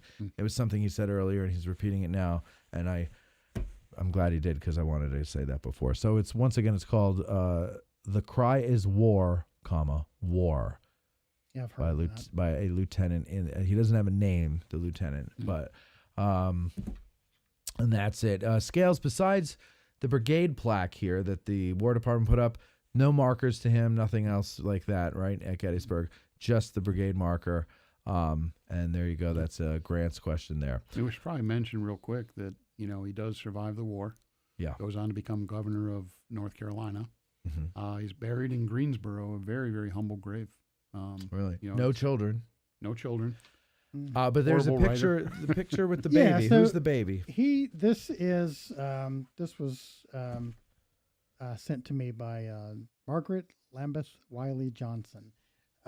This is a picture of Scales with his grandson. It's actually his grandnephew. Okay. This was his brother, James Pickney Scales. Yeah. James Pickney Scales was a brother who died in 1866. I believe I have that correct, who it was. And this was his child, and he and his wife adopted him, and that was their only child. I don't know how tall the man was, but he certainly became very portly. You know, Yeah, as yeah. an elderly Well, he's person, probably not and jogging with those leg wounds. yeah, and he developed Bright's disease, which is a kidney disease. Oh, yeah, we yeah, no yeah. longer use that term. It's nephritis now, but you lose protein in your urine, things like that. I think it can affect the brain and that sort of thing. And he was kind of in a coma the last 6 months or so of his life, and but it took me a few years to get this, but So the eyeglasses that he's wearing there, years ago, but when I was writing the article, I came across a couple that lived out towards, I believe it was out towards Hickory, and they were descendants of James Ape. Ape, 35. I believe it was of James, and they had his eyeglasses, and I asked her if she would send me a photograph of them, and digital cameras were really just starting to come about, and she said, well, I don't really have any way to do that, and I asked her if I could come out sometime and see them, and she said, sure, just give me a call, and I never did. But This Margaret said she told me that she believes her brother has his desk. His little law office actually survives in Madison, North Carolina, which is near Reidsville, where I lived. Actually, you can see on here his glasses. They're not even all the way down. He just put them on to look at whatever he's doing there. Yeah. Now repeat that for the audience, McNair. Oh, I'm sorry. No, all right. So, so last thing here about these books here. John B. says Cotton is named by author Michael Taylor. I don't know what the hell is it. Lieutenant Cotton. Lieutenant Cotton of the 34th is okay. Got it. By author Michael Taylor. So I guess Tight Ranks is another great book about the Light Division. Author Donald Hazelwood. A lot about the 34th North Carolina and Scales Brigade. So there you go. There's some books for you guys to get. What? I was curious if you heard this little story about Scales after the war. He apparently escaped a terrible death while riding in a buggy with a friend on Coe Mountain in Jackson County, and I guess the horse dashed away. His friend jumped out, but Scales went rolling down the hill, and I guess dislocated his ankle. And oh my God! Had you seen that? Another leg wound? Yes, I have seen that. Okay, another leg wound. Poor Scales, man. Yeah, I'd be that fat too if my legs didn't work. Can't jump out of a buggy. Yeah, he apparently wasn't. He became the president of Piedmont Bank in Greensboro after he got out of the government. I guess he was never quite healthy after. I would imagine not. Yeah. And he, they shut the city down basically after he passed away. Yeah. They had a big. He was apparently very well loved. Very well. Yeah. Scales Street in Reidsville is named after him, or at least his family. But I read in an article I just found last night that said it was named after him. And you've been there. Oh yeah. Yeah. We got good barbecue, Short Sugar's. I'm sure. Yeah. But I've never been there. It's that Piedmont barbecue. It's Oh, the best. you gotta get you some of that stuff. Ketchup based. Oh, is it ketchup based? Oh, I hate that. But you got to go to the eastern part to get the vinegar. Yeah, I'd prefer the vinegar or got just the dry. dry rub is good. Listen, McNair, thank you very much for coming in. Thank you for going from a hater to a patron. And Chris, thank you for coming on and legitimizing McNair. No, but really, thank you very much. No, thank you very much. everything. I like I said, I'm really into, the information about him, and I just thought it would be.